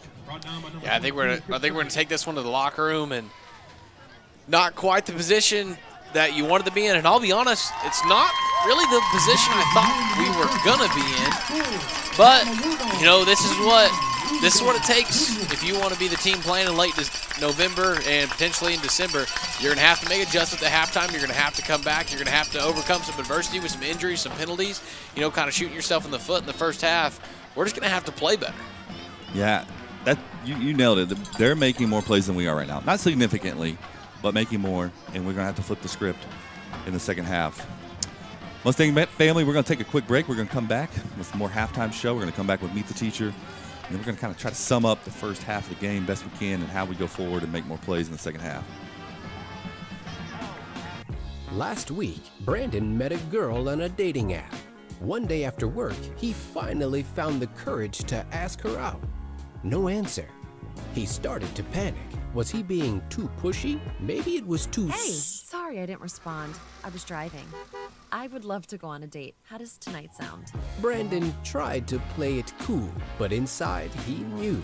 A girl so smart, so responsible. She must be a keeper. RCB Bank is community. RCB Bank is friendly customer service. RCB Bank is trusted. RCB Bank is here to help. RCB Bank is yesterday, today, and tomorrow. RCB Bank is everywhere you need us to be. We are RCB Bank. Open an account online today to see why our customers always say, RCB Bank, that's my bank.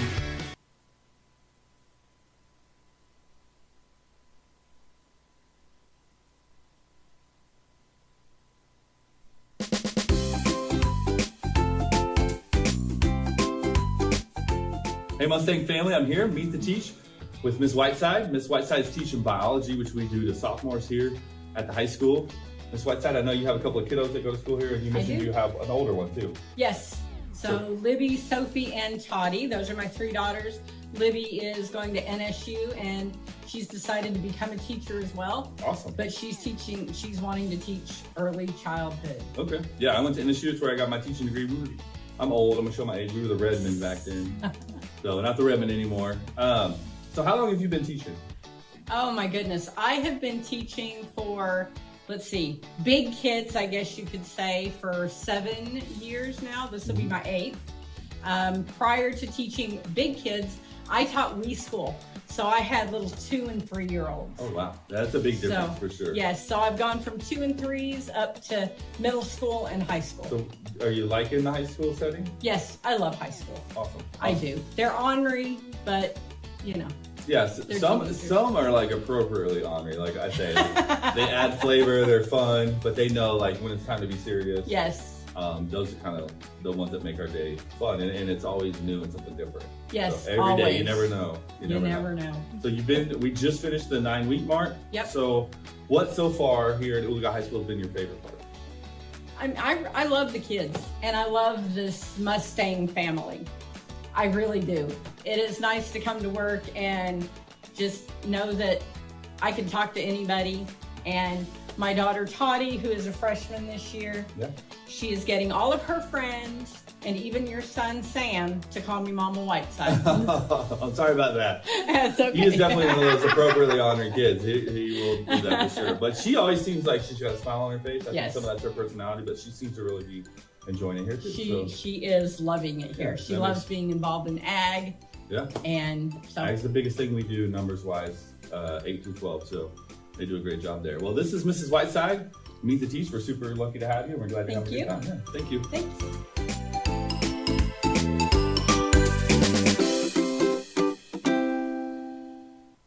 When it comes to making plans, you are the best. The same way you plan each detail for those moments, start planning to protect you and your loved ones from a natural disaster. Protecting your family is the best plan you can make.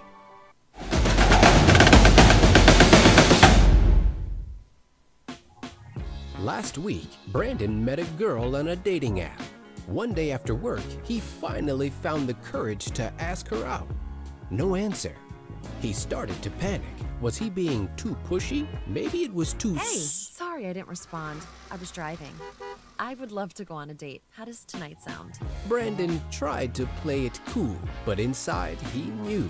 A girl so smart, so responsible. She must be a keeper. When it comes to making plans, you are the best. Those 9 months were also 273 days of planning. What about your daughter's first costume party? It was out of this world. And let's not forget those barbecues you plan in detail for your family and your more vegetarian by the day best friends. That surprise party for your parents' golden anniversary? You get the golden planning. The same way you plan each detail for those moments, start planning to protect you and your loved ones from a natural disaster. Sign up for local weather and emergency alerts. Prepare an emergency kit and make a family communications plan. Protecting your family is the best plan you can make.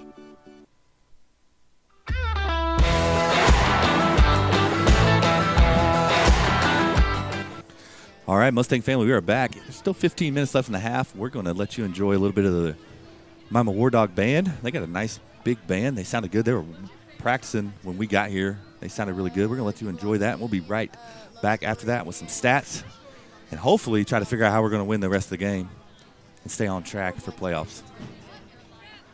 Shake It Off is overrated. What was the first ever Taylor Swift song you heard? Mine was probably, it was Welcome to New York, because of Secret Life of Pets. When I was like 5. Here they go.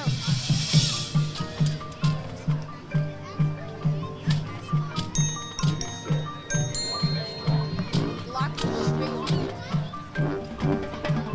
Dollar scale. Look at the little pink Mark Simpsons.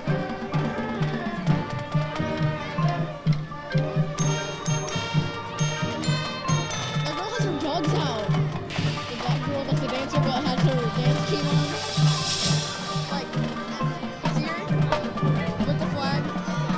Yeah. She got her dogs. She just has her dogs out.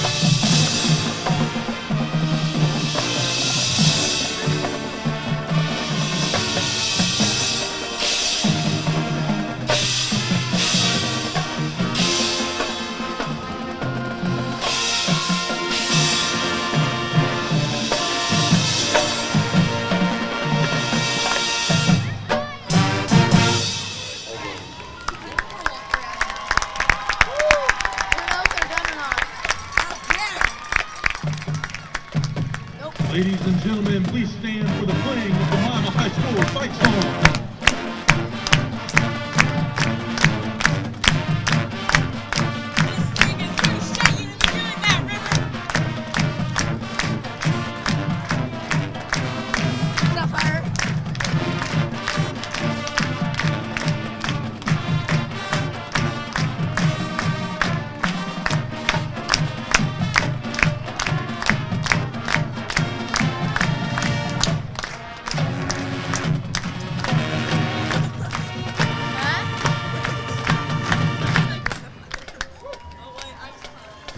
All right, Mustang family, we are back. High School band is under the direction Great job there of by Austin Miami Morris Wardog and band. Brad Always Harris. enjoy the bands. Talked about it before the On game. Tuesday, Love the hearing Wardogs band competed at their OSSAA the anthem. contest and received straight superior rating.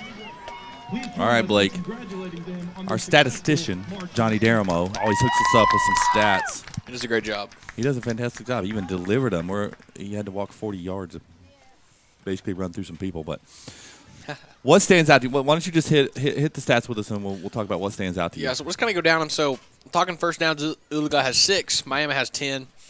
We have 15 rushing attempts for 95 yards. Miami has 26 attempts for 214 yards. That's a significant difference.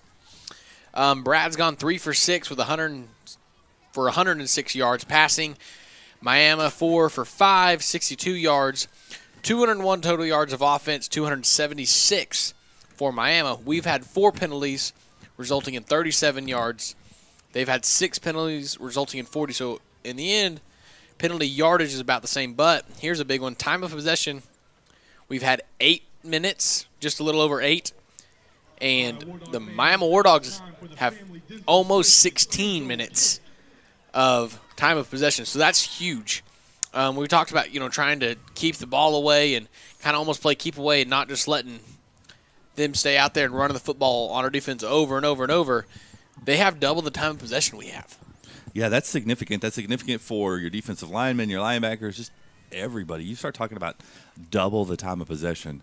When you start talking winning percentage, it's going to go way high. Yes. It's going to go way high. And that's a key to their success. They're good at running the ball. It's something they do. And it's also one of the reasons why we can't get too far behind. Some of that we've scored quick, so some of that's our own fault. But you'd like to be able to keep their running back on the sidelines a little bit. But yeah, and, they've done a good job. It's not exactly, and this is just kind of quick math, but it's probably about 9 yards an attempt as far as rushing goes. And so if you're talking every time that they run the football, they're getting 9 yards. Obviously, that doesn't take a whole long time to go down the field. Even if they are taking their time, they're getting first downs every other play. Yeah, and you've seen that even when we had them like 3rd and 7, 3rd and 8. They've got some of those 9 yards or more type plays to extend drives, and that's how they've been able to score. They've only punted once to us, and we started that drive on the plus side of the field. We're able to ultimately score. We got to figure out a way to get more punts out of them and more points on the board. I think it is also something to note that the time they punted, they started the drive on around the 20-ish.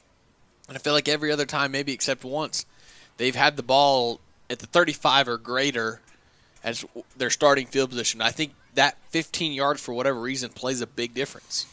Yeah, I think it puts you more on your heels if you're the offense because, a mistake there is just, really, really costly because you're inside the red zone. And it's just a mindset. You feel good. You get some momentum. And that's an area that we've won a lot this year is special teams, coverage, kicking, all the things. And we're just not covering it. And we're seeing it on the flip side. We're not blocking it when they're kicking. We haven't had very good returns because there's just so many people there. All right, there's about 3.5 minutes, and usually they add sometimes toward the end. We're gonna take a quick time out. Mustang family, we'll be right back with more halftime show right after this. A water faucet with clean water, a reliable car on a busy day, a faithful dog, and reliable insurance. They're there when you need them. Coach Jason Brown and Chalkline Insurance is your local insurance agent. After 20 years in coaching, Jason is using that work ethic to take care of you and your family. Chalkline Insurance is locally owned by a name you know and backed by an agency with more than 30 years of experience. If you own it, we can insure it. For all your commercial, home, rental, auto, and recreational insurance needs, give Coach Brown a call at 918-789-3848. Chalkline Insurance, your local insurance agent in Oologah, where character creates connection. It takes less than 1 minute to find out if you may have prediabetes. You can do it here. But you probably won't. You're busy. Kids, work, show coming back in 48 seconds. So let's do this now. Hold up 1 finger if you're a man, women, 0. 3 more fingers if you're over 60, 2 over 50, 1 over 40. If you're not sure, keep in mind you're sitting on a couch right now, so 1 more finger if you're not very active. 1 finger if yes, 0 if no. 1 yes, 0 no. Next, find the body type that looks most like you and hold up that many fingers while I look around awkwardly. And that's it. If you're holding up 5 fingers or more, you probably have prediabetes. Sorry to be so blunt, but hey, you're busy. Just go to the site. At Raising Cane's, we're huge football fans, but we're also fans of over 30,000 other partners in the communities we serve. When you order our hand-battered chicken fingers, you're also supporting your hometown. Raising Cane's Chicken Fingers, one love.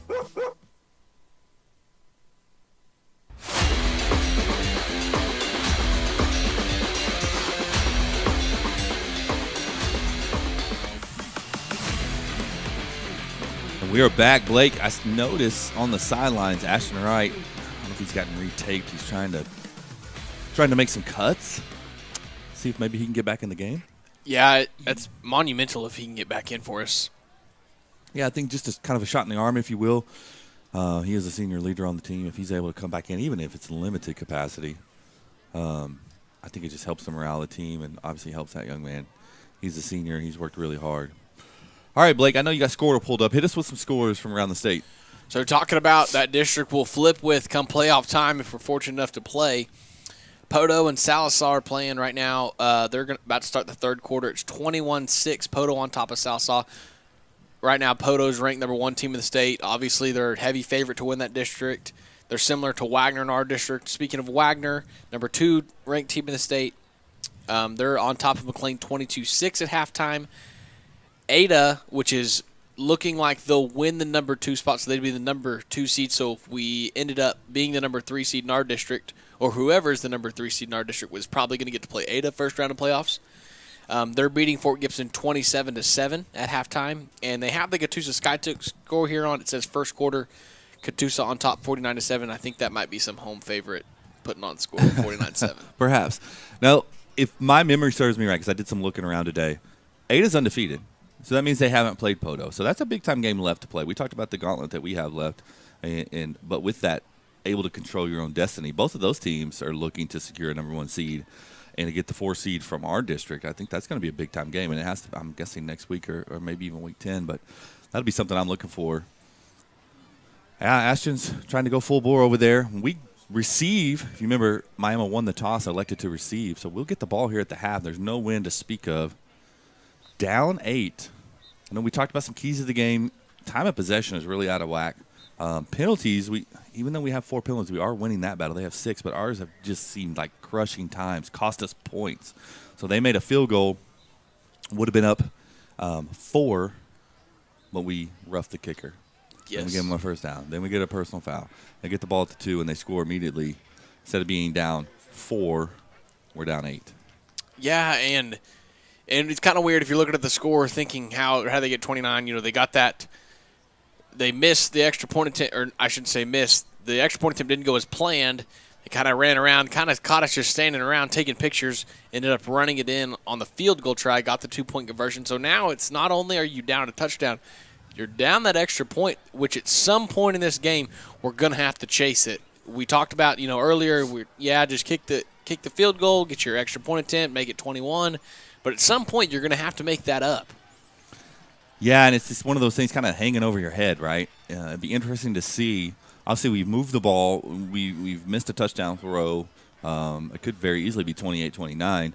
So you feel confident you're going to have multiple scoring opportunities. I don't know if you go for it the first one, but at some point, like you mentioned, we're going to have to get it. Yeah, and, And it seems like we're able to kind of throw the ball a little, I would say better than what we've normally have been. We've just missed them throws, but the opportunities have been there. I think that's important to note that if we just get on time with those and for whatever reason get our timing issue figured out, then we've got a couple more touchdowns on the board that were left in incomplete passes. Yeah, I think that's a result. We've been behind them multiple times, and they are playing so fast downhill at the rushing attack, which is wise because it's a big part of what we do. But with that, you're seeing white jerseys behind blue jerseys. We just haven't always found a way to get them hit in the hands. So hopefully we can do more of that. Mustangs came out, seem a little more fired up. I think it's good we're going to get the football here, hopefully get a start. I know the third quarter has sometimes been a nemesis of ours, kind of starting a little slow, but I think get the football, start our drive, hopefully go down and put 7 more on the board and get the ball rolling in the right direction once again. Yeah, the feel of this game, it doesn't feel like a game where we're going to be able to start slow and come out of here with a victory tonight. I think we're going to have to start fast. I think we need to go down and score immediately. Maybe not immediately in time-wise, but I think we have to get points on this first drive. I agree. It's going to be a deep kick middle. Returned by Ashton, so he is in the game. He's going to return it. Looks like the 27, so not bad field position here for the Mustangs. Good to see him back out there. Be interested to see if his workload is kind of impacted, if it's a little more limited or if he's back 100%, just kind of got a little banged up but retaped and maybe stretched a little bit. 3 wide receivers, we probably line up in that, I would say 60% of the time, maybe more. I'm going to hand it off to Ashton immediately. Spins his way for about 3.5, 4 yards. Good gain on first down. Yeah, we'll take that. It keeps you on schedule, so to speak. If you get that, the next 2 plays, you're going to get a first down. So it keeps you on schedule. I think it's important to kind of stay with who we are right now. There's no reason to get out of our element. Go back to a scripted drive. Those completed. Good job there by Jax to get the first down. He had to come back and get that. You'd like to see that ball thrown down the field, not behind him. Yeah, it helps him kind of stay in stride and a little more momentum going up the field. Yeah, it makes him harder to tackle. But great job by that young man to pick up a first down. He's a playmaker for sure. I like coming out and getting him the ball early and getting him involved. Yeah, I think it helps Brad kind of get back in a rhythm too a little bit. Have some confidence about the second half because we might need it here coming the fourth quarter.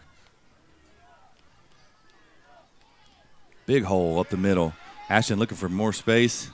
He's kind of submarine there by number 16, David Homer, but not before he picks up a Mustang first down and 10. And you're going to see the Mustangs look like they're Coach Noble trying to get them to go fast here. You see that a lot. We pick up a first down, especially when we get on the plus side of the field. We try to go a little quicker, or at least line up a little quicker. I think just trying to catch the defense off guard just a little bit. Man in motion. I'm going to hand it off again. He tucks it up the middle. They're going to give him forward progress almost to the 45. Maybe a gain of 2. Yeah, and exactly kind of what you talked about. You see Ashton jogging off and Stovall coming in. Maybe some of that workload with that injured wheel. I'd like to see Ty Cherry run the ball perhaps a little bit more. Man, he's a bruiser. But saying that, he can still crank it out. He's fast. He does. It's just that's one of our also crucial guys on defense. I think they try to keep him rested up as much as possible. They do. Another one of those hitches there. A little better coverage there by the Wardogs. Forward progress to the 42. Big time third down here. We said it been a lot of big third downs, but it's a big game. Maybe 3rd and 5, a long 5. But you are on the plus side of the field. Coach Noble wants to get a first down and keep driving and get some points on the board here.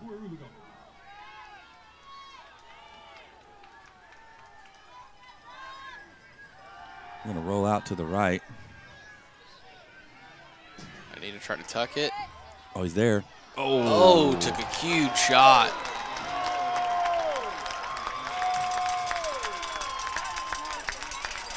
That's one of those you got to. He's hurt. You got to get the ball there a little quicker. you lob it, that safety comes over and just lays the wood there. And he's still down. Brad had time there. The offensive line did a good job. Credit to the War Dog defense. They weren't able to find anybody. Coach Wagner yelling at the official that we're still down over here. They're going to take an injury timeout. Mustang will take one, too. We'll be right back. A water faucet with clean water, a reliable car on a busy day, a faithful dog, and reliable insurance. They're there when you need them. Coach Jason Brown and Chalkline Insurance is your local insurance agent. After 20 years in coaching, Jason is using that work ethic to take care of you and your family. Chalkline Insurance is locally owned by a name you know and backed by an agency with more than 30 years of experience. If you own it, we can insure it. For all your commercial, home, rental, auto, and recreational insurance needs, give Coach Brown a call at 918-789-3848. Chalkline Insurance, your local insurance agent in Oologah, where character creates connection.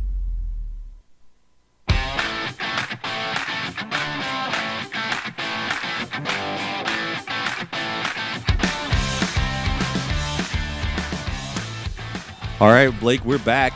Gavin did get up on his own power. Happy to see that. Yeah, hopefully maybe kind of one of those just big stinger, knocked all the air out of you type of plays. Obviously, he's a crucial part of our offense and our defense. Yeah. And just for his sake, don't want him to be hurt. Trickeration here by the Mustangs. Brad's going to look to throw. Oh, we got a guy wide open. Got to go get the first down, Davin. Good job. He's still up. Great job running the ball by Davin. Yeah, made the first guy miss. Big time play. You've seen him hit on a couple trick plays. That's not something we've seen this year. That's a new wrinkle that they've put in. And when you do those types of things, they have to pay off. They have to hit. They do, because if known, it's instead of the momentum going your way, it's almost like it doubles back in the opposite direction. Yes, 100%. 100%. All right, first down and 10, Mustangs at the 18-yard line. Mustangs must get some points here on this opening drive of the second quarter. There wasn't a lot there. No, got a couple. We've seen that tonight. We've seen some 10, 15-yarders, and then we've seen the bulk of them be those 2-3-yard variety. They're one of the bigger offenses and defensive lines we play. It's been a good battle tonight. Yeah, this has been a fun one to watch. A testament to Miami. They're playing really hard. They've been coached up well, and they're doing a lot of things right that they're coached to do.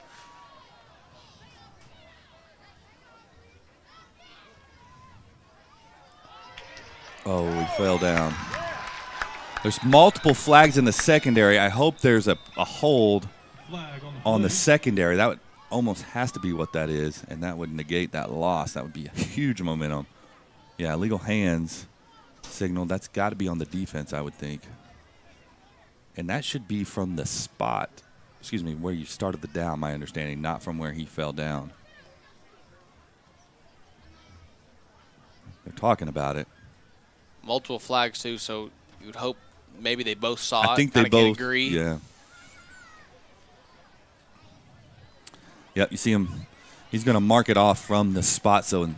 That's a huge penalty. Penalty is holding against the defense. Holding against the defense. So instead of 3rd and probably 20, now it's 1st and goal, Blake. So that's a big time. We talked about those penalties as one of those keys of the game. While we've had them, they've had more. And fortunate timing there for us. 1st and goal from the 6-yard line. Peters goes in motion. Oh. Slant route, and I think it was just out of the reach. I couldn't tell. Did he get a hand on it? I think it just was just. He was wide open. So he obviously ran a great route. I like the aggression and running it or throwing it on 1st down, but you got to make those plays. It looked like he was wide open.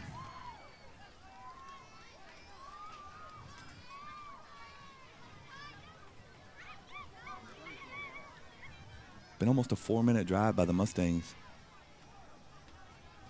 Now they're going to hand it off, and he's met by a host of Wardogs. I mean, That was an instance where the defensive line definitely won that. And that's the problem when you miss. We've had missed opportunities. When you miss that opportunity on first down, Jackson's wide open. Here you are, 3rd and goal from the 7. Yeah, we talked about that kind of almost that pass on first down kind of can leave you hanging out to dry because if it's incomplete, you get no yards. Which obviously you're on, the 6 or 7 right here. It's a goal, but it was there though. It was the right call, and it was ran well.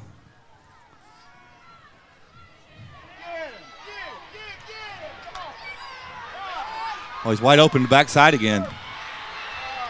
I'm not sure how that keeps happening and how we keep being so good at that, but that's just a draw it up in the dirt play.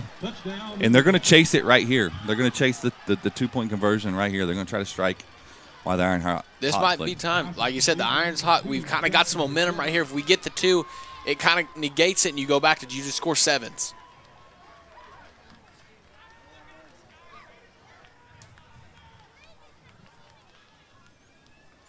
Okay, interested to see how we line up.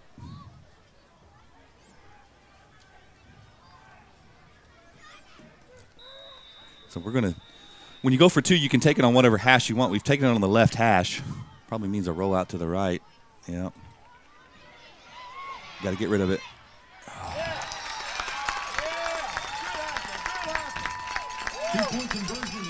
And again, we're not playing poorly. They're playing well. They're just making more plays than we are, which is why they're up 2. But a good job there by the Mustang offense. Blake put some points on the board, a 4-minute and 16-minute drive, so a good drive. Now the defense turn to step up. Yeah, and we talked about it. We needed points on the first drive. They went out and got it. It took a long time, it kind of felt like, which we had an injury, we had a couple penalties. We had some adversity during that drive, but at the end of the day, we put 6 points on the board. You would have obviously liked to get the 2-point conversion and tie it up, but you're still you're within 1 score, within a field goal of going ahead, and you feel like, you're back in the game. We've just got to have our defense step up right here. And really, I think first it comes down to special teams. We got to get some good field position for our defense or bad field position for they're their winning. offense. They're winning special teams. We're actually kicking it deeper than them, but they're returning it much better than we are. They're blocking it up better. They're breaking some tackles, and we haven't been able to do that. So it'd be a good time to kind of flip the script right here as Hogue tees it up from the 40. Number 6, Hunter Nichols, and number 12, Tyler Walker.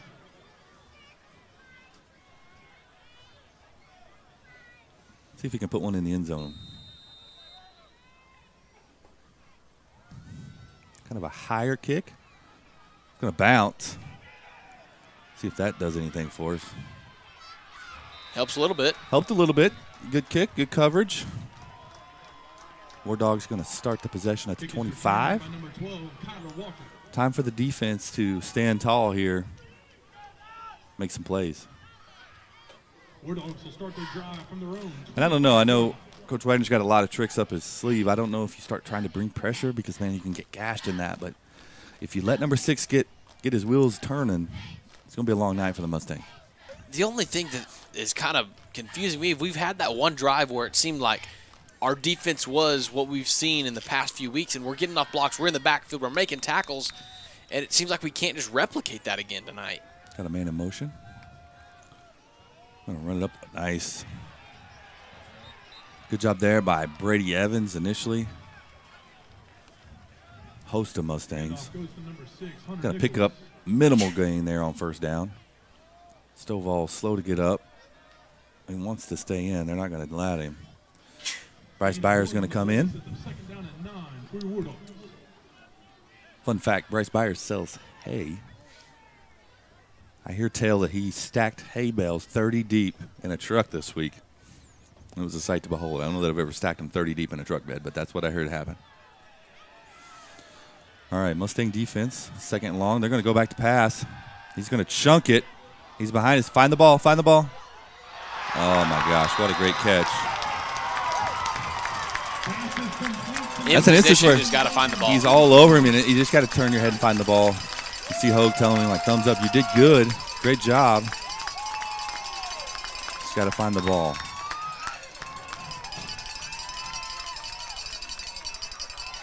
they've definitely had – we've kind of had some of those backyard, big plays. They've definitely had more of those big, plus 20-yard plays than we have. That was another example there. 6:38 here. In the third quarter, they got the ball in the 38 now, and then the stinker of that is they've been able to run the ball so well they haven't needed it, but it's probably 4-down territory. I'm going to go 2 wide, 2 in the backfield. Quarterback keeper. Man, it looked like there was nothing there. It looked like there was some confusion, too. He's going to get 8 yards. Yeah, that didn't look perfectly like they want. We have multiple Mustangs down on the field.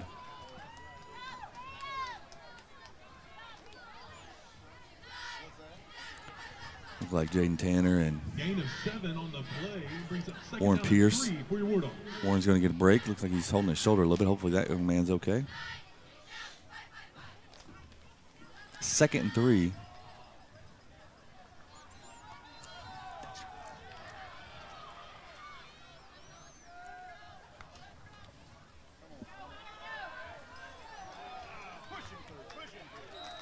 Man, that's just an instance where their offensive line is. Man, that should be a penalty on that young man. You can't lay on our guy and then when he tries to get up, throw him down again. Just an instance, though, where we had guys in the hole, but they're falling forward. Our run is good enough for Wardogs. First down. I know they're calling a timeout. Did we call a timeout? Official timeout. Official timeout on the play. I don't know what that's about. Blake, you got any idea what officials are calling a timeout for? I don't. For a second, I thought maybe they would try to talk to the players, kind of like what we saw last week. Just kind of try to head it off now because obviously, you don't want anybody thrown out of a game or something and it affect any type of playoffs or, just these kids not to get to play a game over a silly decision made on one play in an emotional situation. That's not what they did, though. No, I'm not sure. I don't know if they saw multiple of the Mustangs kind of down and got back up and slow, just kind of make sure everybody's healthy on the field. I'm not sure. Perhaps. Nonetheless, everybody got a drink of water. Everybody feels better about life, hopefully. 1st and 10 from the 24. And they have a great field goal kicker, so this is definitely in his range. You're down 2. We'd like to prevent them from answering your touchdown with another touchdown.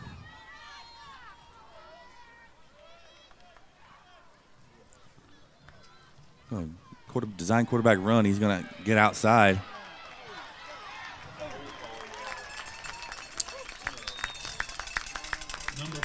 Again, that's just an instance of a young man. That's number 4, Sam Lillard, junior quarterback, making a play. We have guys there. And they've been able to kind of counter and get outside the tackle box, Blake, a lot when it wasn't the design play and make some big-time plays. Yeah, and we just haven't done a very good job of containing or getting off that block and being able to wrap up and kind of get that stop near the line of scrimmage like we have in the past few weeks against run games. And we've played some pretty solid run games, but I'll be honest, he's doing a really great job tonight. I mean, they're doing a good job against the Mustang defense tonight. Looking to pass to his right. Brady Evans gets a lot of pressure. Forces a short throw, but he was able to complete that for a first down. Credit, that's another play he made because we had Brady Evans in his face.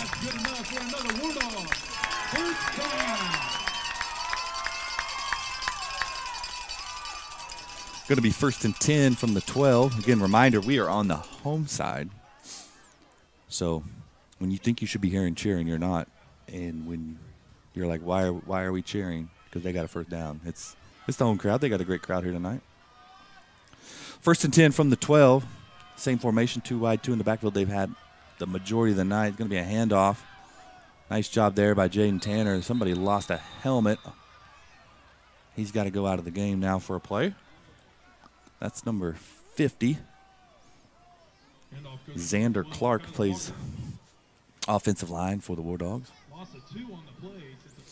That's a good play there. It's a loss of 2. That's a positive play for the defense, pushing them back. I think at this point in the game, it'd be a win if we could force a field goal. Then we'd kind of get, a situation where if we go score, we're actually winning, and we could be winning the game for the first time. I think that would be a big momentum switch. We haven't had that tonight. We've been trailing from the jump. And I know they kind of have been marching right now, but I feel like it's coming with a little more difficulty. Like you're seeing them kind of make a, big throw when we've got pressure and it's kind of a diving catch or just a really great throw and catch down here. It's not quite as easy as it was Some initially. confusion, and they're going to have to burn another timeout. We've seen that a lot tonight where they haven't quite been lined up. They had to take a timeout. They wanted to flip the receivers. It seemed a little wonky, and he was not going to get set. Coach wisely decides to take a timeout instead of getting a 5-yard penalty. We have seen he's not afraid to use his timeouts, and that's a sign. I mean, they're well coached. Other exciting things going on around the building. Coming up on October 30th, our one-act play will be competing in Ada in the state one-act play competition. Mrs. Dinslow does a great job. Looking forward to that. We had multiple all-star actresses.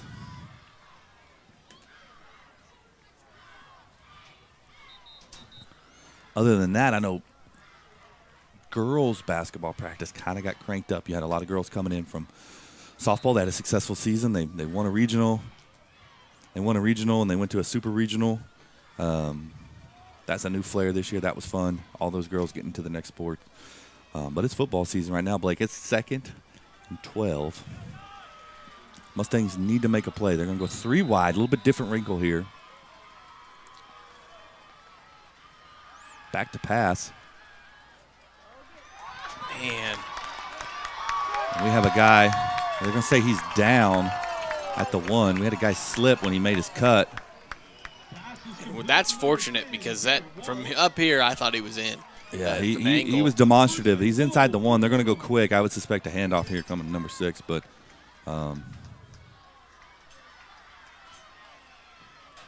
yep, and he walks in.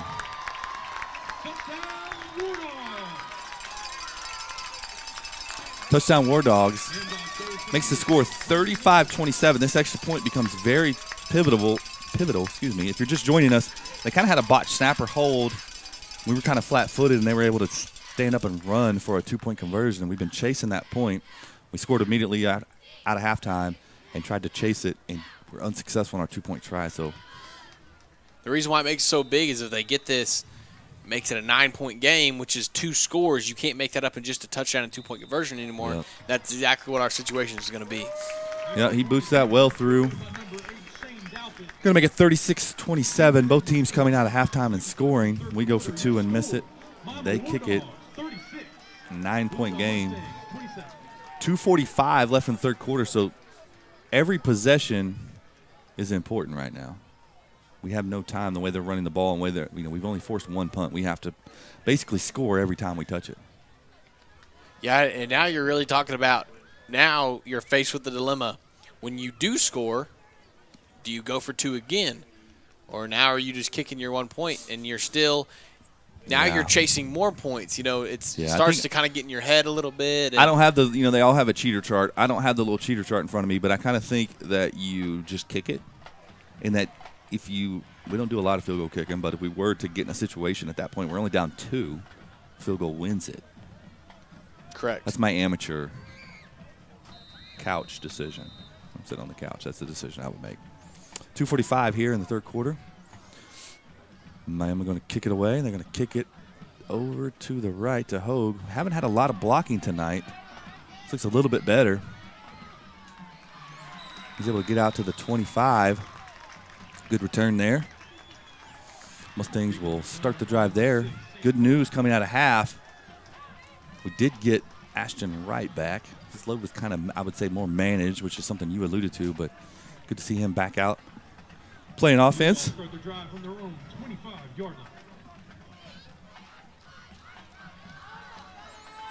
All right.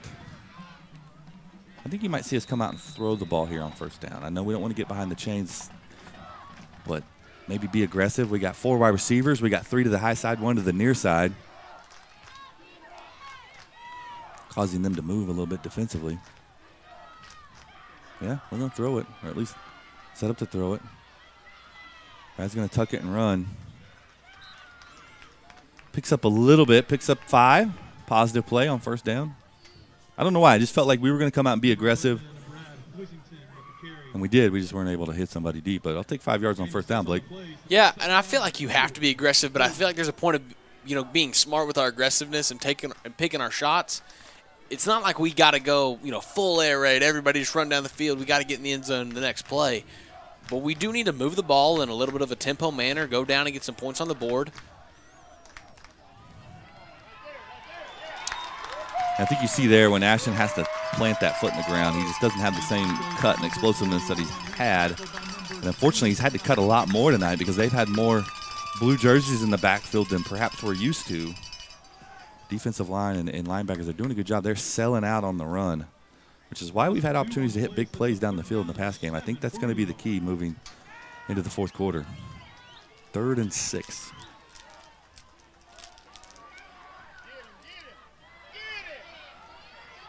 He has all day. Just gonna have he's got someone there. Got to throw the ball.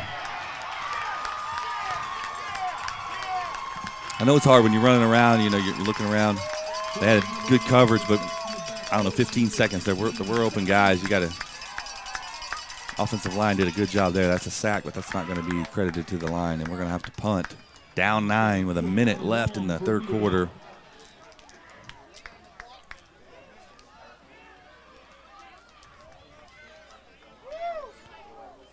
You'll see us more traditional punt lineup here, being in our own 20.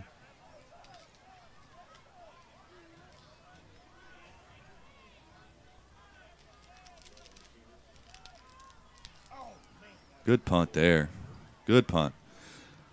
Takes a Mustang bounce, and he's going to field it and slide down at the 34. That's a big-time punt there by Burchett.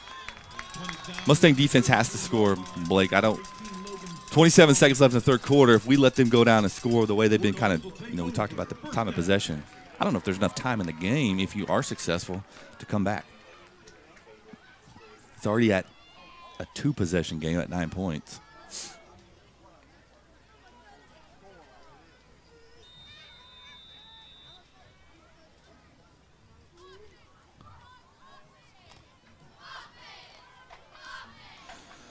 Okay, they're back in their traditional 2 wide, 2 in the backfield set. They're a heavy, heavy run team. They've hit a couple pass plays tonight, but a heavy run team. Good job there by Stovall. He kind of came around the blocker, tackling from behind. Good job, Braden. Braden stepping in for the injured Gavin Salt. Been a physical game on both sides of the field. You've seen some of their guys get up slow, some of our guys get up slow. Been a really physical game. They're going to let it bleed down to the fourth quarter, Blake. Scores 36-27, Miami. Critical second down when we come back from this timeout. A water faucet with clean water, a reliable car on a busy day, a faithful dog, and reliable insurance. They're there when you need them. Coach Jason Brown and Chalkline Insurance is your local insurance agent. After 20 years in coaching, Jason is using that work ethic to take care of you and your family. Chalkline Insurance is locally owned by a name you know and backed by an agency with more than 30 years of experience. If you own it,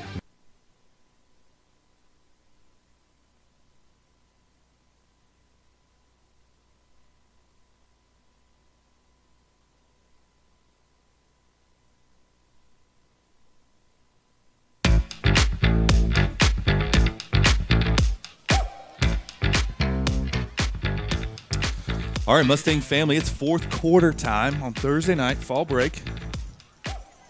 Short week. Definitely hadn't been the problem. It's been a good game, 2 good teams. They've just made more plays up to this point. We've played 36 minutes of football. They've made more plays than we have. It's time for us to we've got to make a play. I think we need a turnover, something like that. Maybe a special teams if we can force a punt, maybe a special teams play. But just the game feels like sand in the hourglass. It's kind of slipping away. If we allow them to bleed some clock and score here, we're going to be in trouble. Got to take him down. We do a good job. Yeah. Minimal gain right there. Good job. They're going to give him forward progress, give him a gain of 1. Going to be a third down, and we've overused this term a lot, but it's a big third down. 3rd and 8.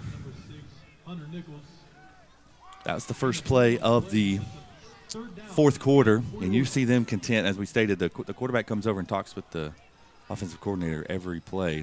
They're content to let this clock bleed.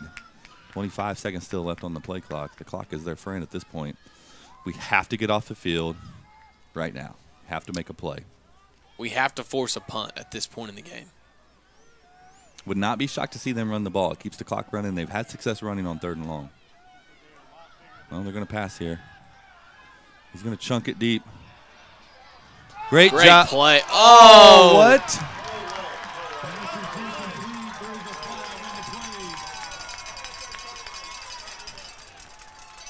Sorry for my silence, but I'm going to do the grandma rule because that, unless he saw something we did, and we have a pretty good vantage point, they were wide open. That was great timing. He jumped up, batted the ball. The only thing I saw that I guess is what he's going to say was there was a hand on his shoulder, but I still feel like he was looking and playing the football, and there was no disadvantage caused to the runner. You know, to the receiver, he was not slowed up, he was not tripped, nothing like that. Obviously, they saw something different on the field, and we're going to have to go with that, but that's such a critical penalty for the Mustang defense. Yeah, it literally took the air out of my lungs. Like, you make a great play. Young man is a sophomore making a big-time play there on 3rd and long, singled up, wide receiver, and looked like an inadvertent flag there. Man in motion here. They're going to throw again.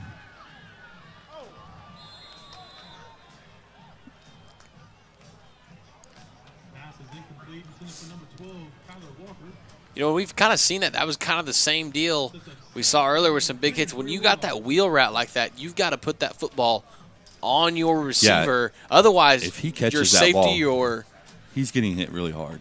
Yes, 100%. and it's completely legal. There's nothing dirty or cheap about that. That's just the fact of the game. You've got to kind of almost put it on his back shoulder to kind of protect him as a runner and kind of almost force him out of bounds or force him to turn. That way he's not just taking it right in the chin. 2nd and 10. Nice job there. Multiple Mustangs hitting him, getting on him. Going to force a 3rd and long, and unfortunately for tonight, the Wardogs have been successful on 3rd and long, and you know that resets the play clock. They're keeping the ball on the ground, keeping the clock running. We're another big back end, number 22, Chris Kelly.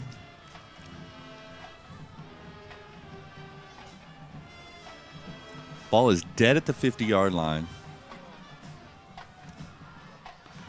See, their band's playing and they're dancing. They're having a good time. This is not a time when the offense wants the band to play. No, you kind of want it quiet on your side, and that's kind of the defense's job to be as loud as they can. And you can see kind of they want to get all the communication worked out and not everybody be on the same page. Two wide receivers to the near side, and they're going to hand it off again. Nice job hitting him. Ty Cherry there. Max Becker on the bottom. No, excuse me. Brady Evans on the bottom. That's going to force a punt. They're not signaling the ball for ready very quick. I mean, that's a good 8-9 seconds before we started the play clock, but it is going to be 4th down and 11. I would say they have to punt. They're going to use all this clock. Clock's their friend. There's 27 seconds on the play clock. Big time stop by the defense. I mean, they're marching the offense out there. Is it one of those kind of like we've seen Brad do, where he might punt it just so we don't? Maybe so, but it kind of scary a little bit. You know, you don't know what they're going to draw up or what they're going to try to do. But maybe a timeout here and talk about it. Yeah, they're going to call a timeout. They're going to let it bleed the whole way. Oh, they're going to take the penalty actually. Delay a game, so that stops the clock. Marches it back 5 yards. Obviously, if you got a decent punter, it's not a big deal. Actually gives them more room. Might be strategic on their part, but he wanted to bleed every second. I mean, you could tell early on in that drive he was already mindful of the clock. They were using every second they could.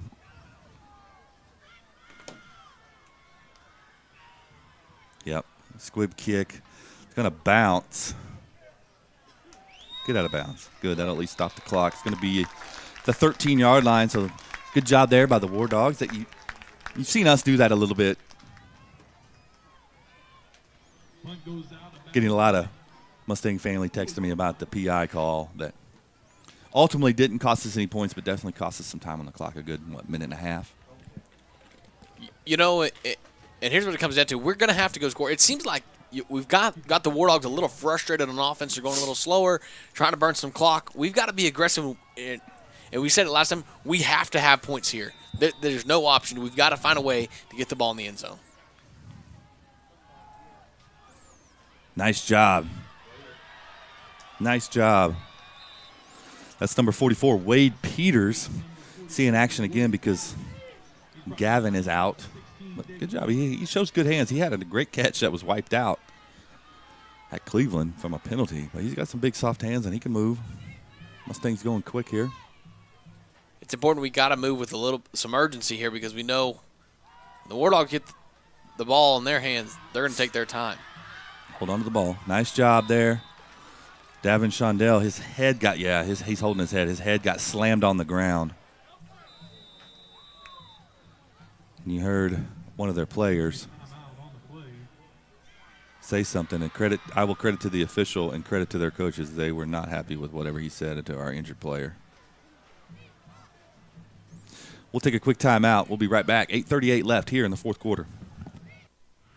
A water faucet with clean water, a reliable car on a busy day, a faithful dog, and reliable insurance. They're there when you need them. Coach Jason Brown and Chalkline Insurance is your local insurance agent. After 20 years in coaching, Jason is using that work ethic to take care of you and your family. Chalkline Insurance is locally owned by a name you know and backed by an agency with more than 30 years of experience. If you own it, we can insure it. For all your commercial, home, rental, auto, and recreational insurance needs, give Coach Brown a call at 918-789-3848. Chalkline Insurance, your local insurance agent in Oologah, where character creates connection.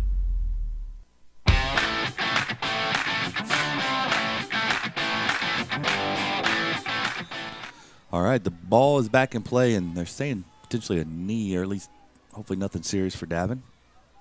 Tunison in motion. Mustangs on the march. Got to get rid of it. That's just to throw it away to keep a bad play from getting worse. It'll be second down and 10.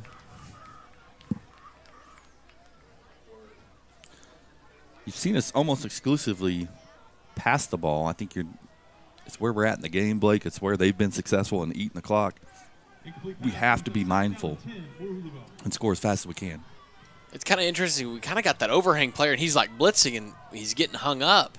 But it's causing Brad to have a lot of pressure in his face really quick. Looked like might have had an opportunity to get the ball to Tunison there. Quickly 3rd and 10.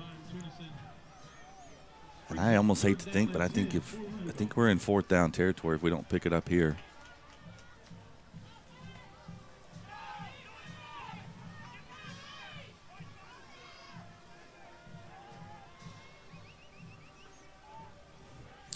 Okay, 3 wide, 2 to the top side, tied in, and 1 running back. 3rd and 10. We're going to roll left. Nice job there. It's going to be a first down for Tunison. Oh, looked like a face mask. They're going to say he whistled out of bounds, but big time first down there, Blake. Also big time. I know Tunison was probably a little upset he couldn't keep running, but that stops the clock and keeps it stopped. So we have a little bit of time to get set, get the play call we want in, get the right play, not having to hurry this entire drive. Yeah, you'd almost rather get out of bounds and pick up an extra couple of yards at this point in the game because you're going to save 10, 15 seconds. Peters in motion. We're going to hand it off up the middle. Oh, he's able to slip. Oh, that looks like that could be a big-time play, but we'll take 7-8 yards on first down.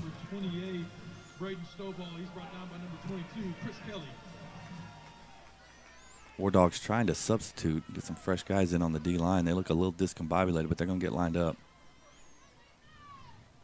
Be a handoff. He is not going to get it first down. Lucky to get back to the line of scrimmage. Going to be 3rd and 4 for the Mustangs.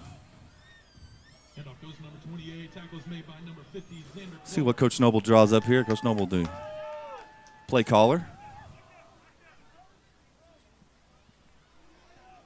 We're going to go 4 wide. We're going to split the tight end. Wade Peters out to the top.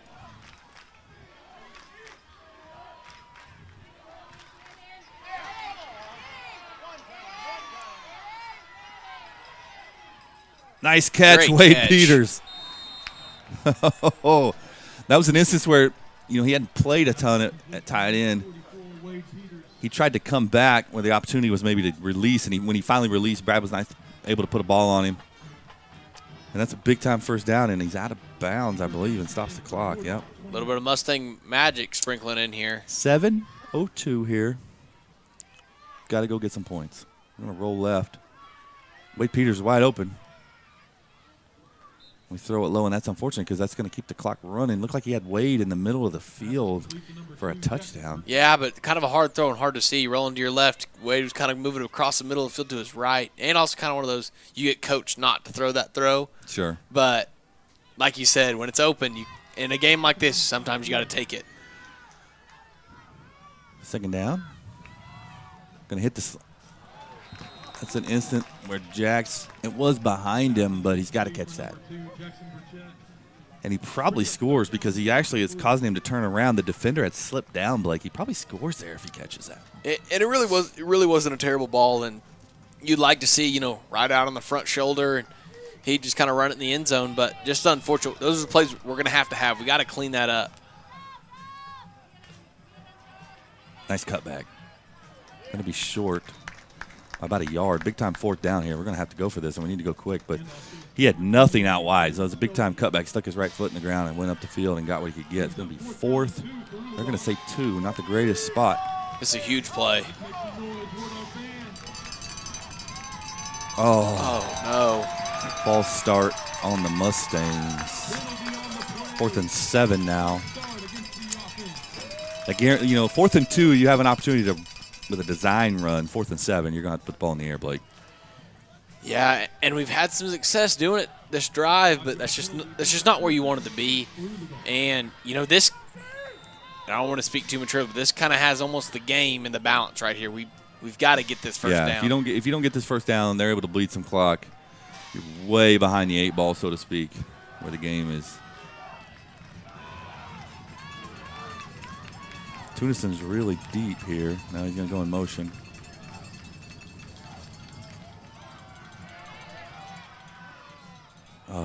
Just throwing off your back foot. It's underthrown, and he's not able to catch it.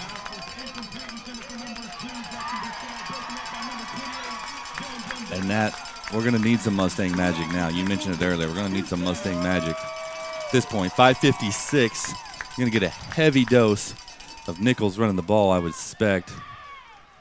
Yeah, and at this point, you're almost kind of going to need a fumble and a recovery right here close because they're going to get, that 30-plus seconds off the clock every single play.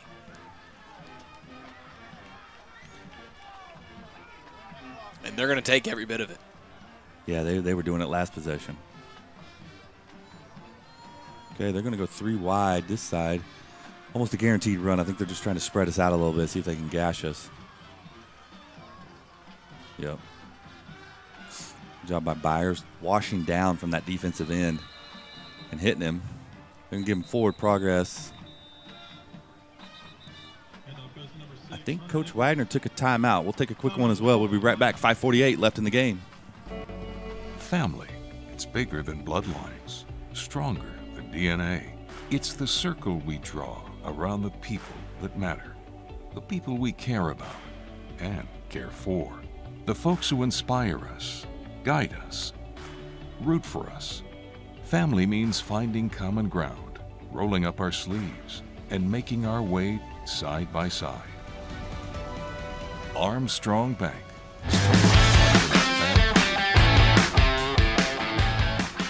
All right, we had a Mustang timeout after a gain of 4 there on first down. Every second is precious. That's what Coach Wagner's thinking. You got to get a stop here. We're down 9. That's 2 possessions. Mustangs need to make a play on the ball. I think you're going to see them, Blake. 4 wide receivers. It forces 4 of our guys out of the box. And it's going to be up for the defensive line. They're going to have to make a play. A 4-yard gain is going to be good enough for them to milk the clock. Oh, bad snap. And got him out of bounds. That's a big play. He got a few yards, but out of bounds, that helps us big. We get to save a timeout. 1,000%. That was a big play. And I was going to say he was able to make something out of nothing, but I think the benefit of him going out of bounds was worth giving up a yard or two. It's going to be 3rd and 4 We have to keep them short here, and I think you got to keep them significantly short. I think if you get to 4th and less than a yard, with the way they've been running the ball, would not shock me even on their own side of the field to go for it. I 100% agree. And if you get that first down, you're starting to milk more clock, and we're running down, and we only have 2 timeouts. We need a big stop right here. We need a no gain or a loss in yardage for sure. And they're going to hand it off. Great job. They're going to stop him short. He's about a yard short. Depending on the game, a great spot. He's going to be about a half a yard short, and that's going to be tough. Coach Wagner called a timeout. You see him moving the ball forward now. That's awful close to the first down marker once they move the ball. That's what Coach Wagner's saying. They're looking at it. Where they spotted it, like it might be a first down.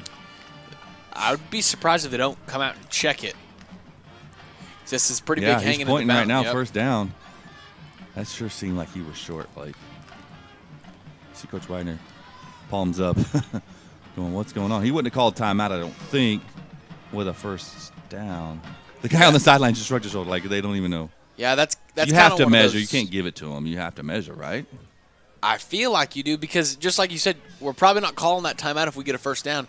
And Coach Wagner is going to say the spot was made of a 4th down. Well, they moved it up, so they spotted correct. it, and then they moved it up based on the near official, a good half yard. And that's just part of the chess match. You're not calling that first down if depending on where the spot is, you are or aren't calling this first down. And so I think they're going to bring them out and measure it. We've talked about this as the most unofficial, like worst technology in all of football. But it's done at every level. This is a big time. You're either going to hear the crowd erupt or.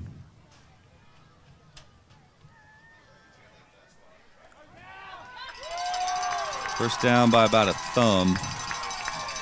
And like you said, Coach Wagner called timeout based on where the ball was initially spotted. I don't know that he calls timeout there if they move it up the half a yard that they moved it up.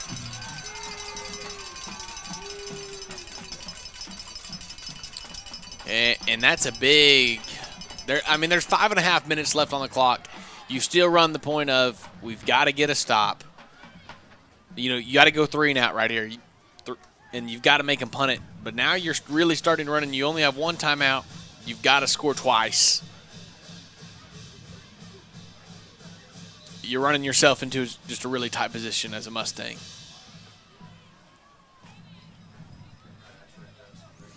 At this rate, if they run it and don't get out of bounds, the clock's going to be down definitely around the 4-minute mark. They're going to stack 2 here. And again, they're going 4 wide. They're just getting guys out of the box to run the ball is all they're doing. Great job there, Brady Evans, beating his guy. That's just an instance where we were determined to make a play, and we drop him for a loss. It's going to be 2nd and at least 11. And I don't want there to be a type penalty, but I do love the fact he took him down and he kind of slid off, and he's still pursuing to make sure that ball didn't pop out or any type of play that he can make. It looked like it might have been a little loose, or at least he felt like when he made the tackle. Sometimes you can slide down the guy and you grab onto the ball. Right. And it's a good way to tackle because you're not going forward without the ball. Maybe he felt like the ball was jiggling a little bit. Just got to be careful not to over pursue, kind of draw a late flag. But the effort's there. I'm going to roll right here. He's wide open. Thankfully, he missed, and that's a calculated risk there. That's going to stop the clock, and I'm not unhappy with that. And even if he catches that, he's probably going out of bounds, or even if he does, he's only about a 1 or 2 yard gain.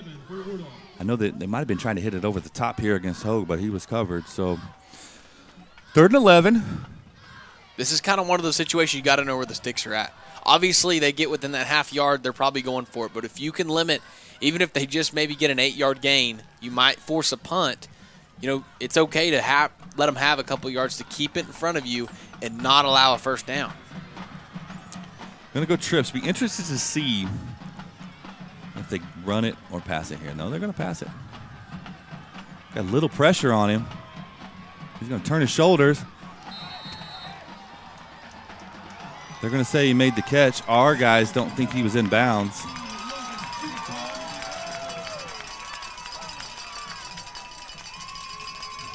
Again, that's where you got to know where the sticks are.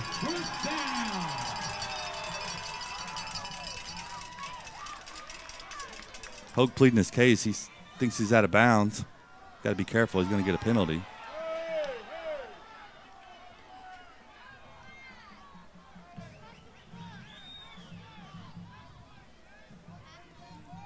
I will say this. The 50-50 calls tonight have not went our way. So I was saying sometimes you eat the bear and sometimes the bear eats you. The 50-50 calls have not went our way. Not the nicest thing I can say. But I will also say we've also had opportunities that we haven't capitalized on. And in games where playoff potential is there, we've talked about it's a coin flip of who wins, these next 3 games. You've got to capitalize on every opportunity that you have.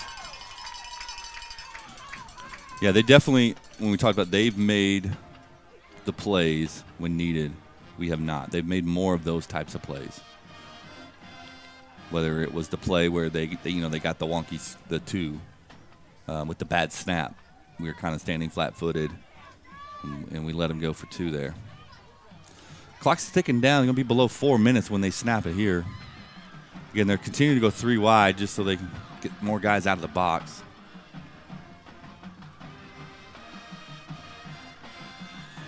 Yep, just a steady handoff there. And he's hit and driven back. Great job, Warren Pierce hit him early. And we're going to call our last timeout.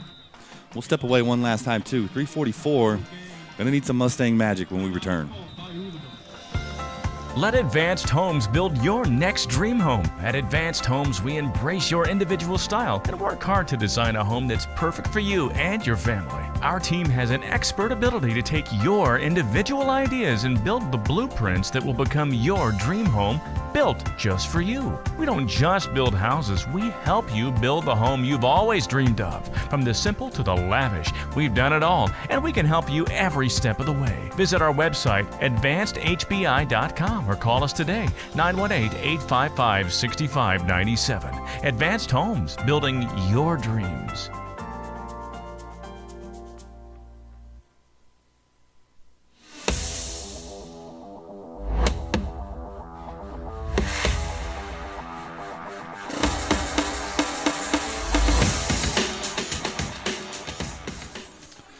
All right, Mustang family, 2nd and 10. That's the last opportunity we can force the clock to stop, Blake. Kind of in that situation where if they go 2nd down, 3rd down, and are able to convert, they could just about run the clock down. Yeah, we've got to get a stop. We've said it the last couple sets of downs. There's a flag. I'm hoping that's a hold. Not only that stops the clock, too. And that would have been a backbreaker because they were going to be 3rd and 1. Makes it easy for them as well if they've been running the ball. 3rd and 1's where they want to be. Yeah, they're already bringing the ball back, so that's a hold.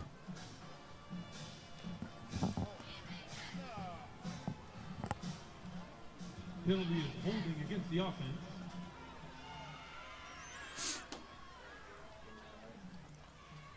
Okay. Does stop the clock. The only negative is they get to replay the down. Not a big deal. He definitely take the penalty. It's 10 yards from the spot, so he was already downfield a little bit. But it's going to be 2nd and, 15, Blake? Yeah, it definitely helps the Mustangs a lot.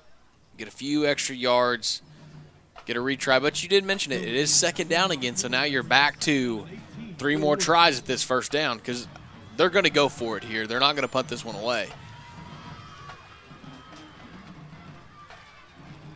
Somebody's got to make a play. Design quarterback keeper. Great job, Ty Cherry. That's just an instance of a young man winning that play. Getting blocked by a bigger man, shucks the block, makes the tackle for a loss. TFL. 3rd and long. Would not be.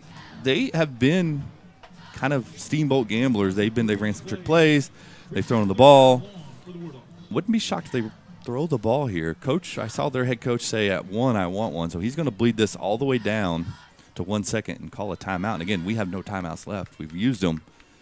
So even if we do force a punt, if they run the ball on 3rd down or complete some sort of pass and stay in bounds, it's going to be well below 2 minutes when we get the ball back and needing 2 scores.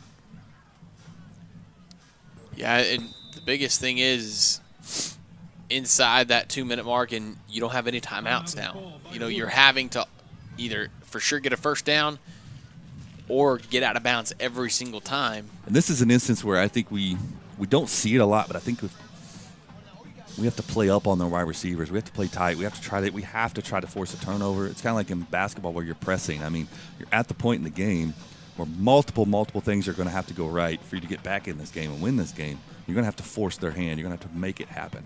Yeah, because you're also at the point of the game where we go down and score.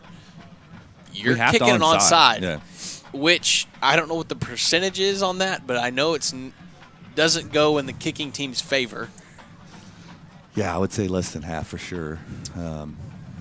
Probably something like 10-12%, I would guess. Which I'm a believer, and I think it can happen. But here's the thing first, is we're looking ahead pretty far. We got a big third down. We've just got to make a stop. And I don't know if you get a stop here. I can't imagine they're throwing the ball. I just can't.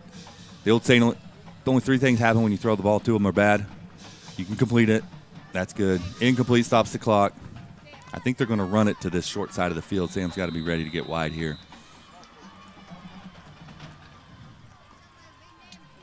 Oh, they're going to run it up the middle. Able to get him down. It's going to be 4th down and 12. So good job on the defense forcing the punt. You're going to see the head coach stand out by the official, which means he's going to let this bleed all the way down. Call timeout. So you're going to be looking at something like 135, 136 left when they call this timeout and have to punt. Man, that is just not a lot of time. I know in high school football the clock stops with a first down, but it picks up once they reset the stick. So it's not like it stops and then until you start the next play. So I don't know what kind of punt blocks, but I think you're at the point in the game where you have to do something like that. You have to try to. You have to do everything you can to get it blocked without getting that penalty, as we saw like on the field goal kick. Because at that point, your game's over. Yeah, your game is over. But I think we're at the point with a minute. I think they bled it down to a minute 34. You need 2 scores. You've got to try it. You're going to need multiple doses of Mustang Magic to come away tonight with a victory. You're going to have to try to force it. Reminder, we're at home next week, senior night. I would suspect, I'm not in charge, but I would suspect we'll start the stream early with senior night so we can broadcast that. It's typically what we do.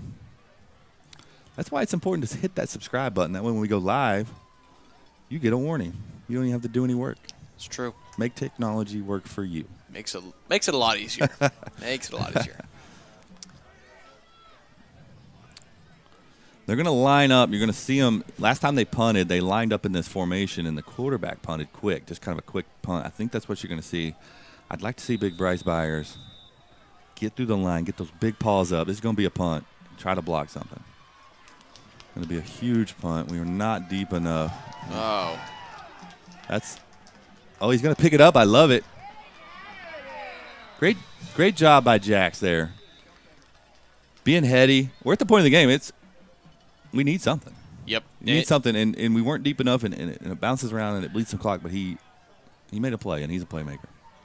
You know, and here's the thing. That kind of was taking like a Wardog bounce. I know it was bouncing away from the end zone, but it was deep enough back towards the end zone that you're looking at a 85-yardish field ahead of you, and again, with a minute 20, that's just not a lot of time to go 85 yards to get an onside kick and score a field goal. No. You're going to need a mistake on the Wardogs, and they're playing like a shell defense. If you look, they got 4 defenders 20 yards deep. They're going to be willing to give up some yardage here. Oh, it's tipped. We had Jax for probably 8 to 10 yards, but it's tipped. I think it's important too. You don't have to score on this first play. We don't have to take a shot, because you don't want to take a shot and even gain 40 yards, but you're in the middle of the field, clock. You're trying to run everybody down, get everybody set really quick. You'd almost rather have a 10, 15-yard play where you get out of bounds and get into a position where you can take a shot at the end zone. Snap is back. It's going to be a pass. No, he's running for his life. Got to get out of bounds. You have to get out of bounds. Good job. Not sure where he stepped out. They're going to give him first down. There's a Wardog down. I think it might just be a cramp the way he's laying. I hope for his sake. Yeah, they're going to grab his toes and do the teammate toe touch. Can we just say, like, all seriousness, cramps are terrible. If you get a calf cramp, it hurts for a day. Everyone's like, oh, he's just cramping. I'm like, what? It's terrible. You ever woke up in the middle of the night with one? Oh, the ones in the middle of nights. Yeah, you turn into like a ninja. You start kicking the covers off and reaching. And Yeah, but the problem is you can't get away from it. Nah. Like, it's just on you.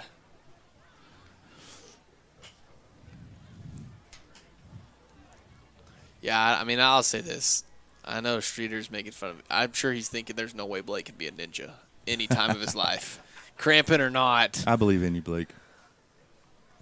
You had the old sunshine scoop back in your day when you. A scoot's a good word for the run. You know, it's you didn't not have much like a. Yeah, your knees never got real high. It was deceptively slow. It was deceptive. All right, we'll give you that.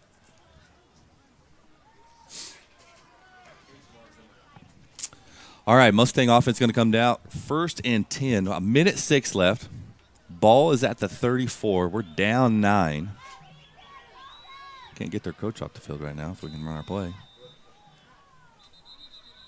What happened? Official timeout on the play. Okay, I'm not trying to be negative. He literally had to call a timeout because their coach wasn't on the field. That's a penalty. And they already had their warning just as we did. That should be a 5-yard penalty. Okay, we got trips to the near side. Miami's still in their shell defense, and then just –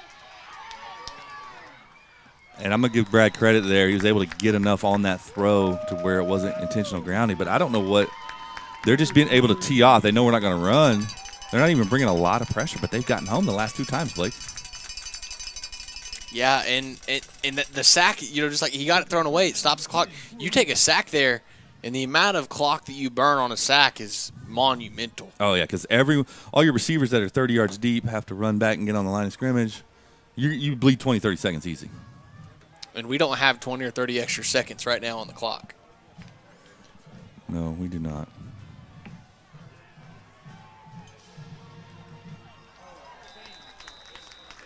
Incomplete. Going to bring up 3rd down.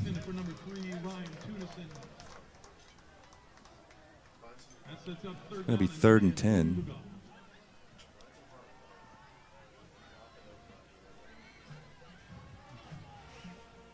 I think this is one where you got to – they're playing a shell defense, so even if you don't throw it immediately for a first down, you're going to get the first down if you complete the pass, and then you get up and you can spike it or do something like that. But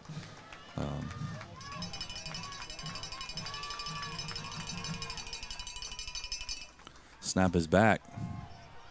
Going to try to throw a screen here. It is set up decently well. He's got to get a first down, though. Got to get a first down. I don't know that he got it. I got don't think that he did, and there's a flag. I think they're going to get us for a hold.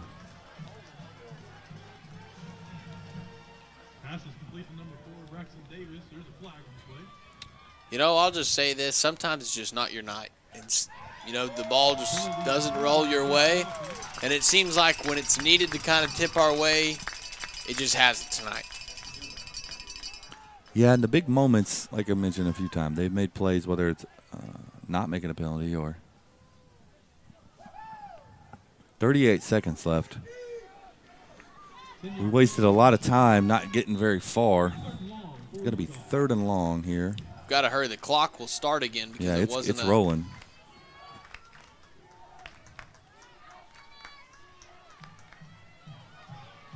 Oh, he's going to get crunched and fumbled.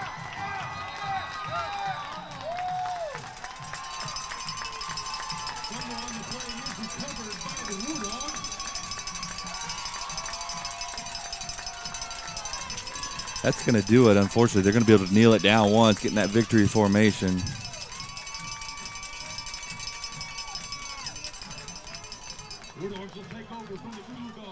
We talked about it before the game. You control your own destiny. Now you don't. Now you don't. We're going to be tied with Miami with 2 losses in the district, and they're going to have the tie break because they beat us.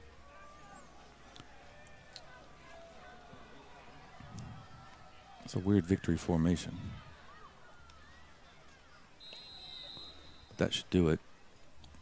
They will not have to snap another play. No gain on the play.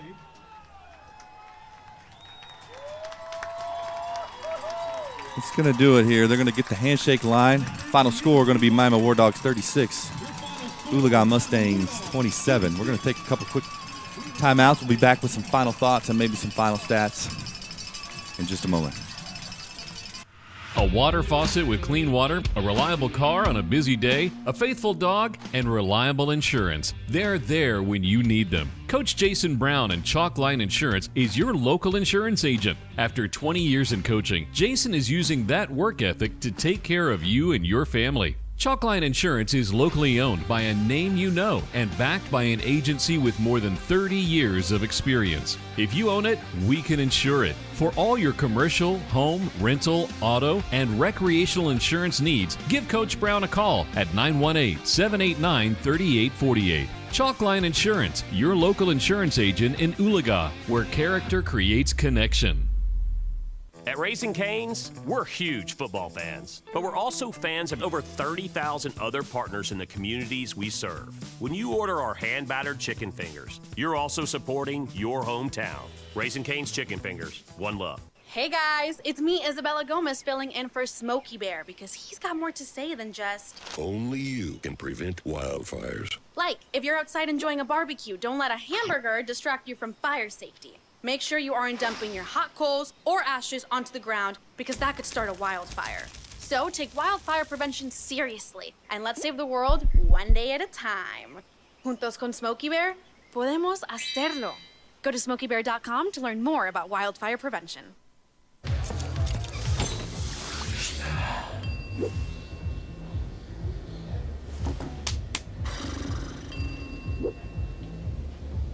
If you need to do something to feel okay to drive, you're not okay to drive. Don't drive buzzed. At Raising Cane's, we're huge football fans, but we're also fans of over 30,000 other partners in the communities we serve. When you order our hand-battered chicken fingers, you're also supporting your hometown. Raising Cane's Chicken Fingers, one love. 1, 2, intro, 2, 3, 4.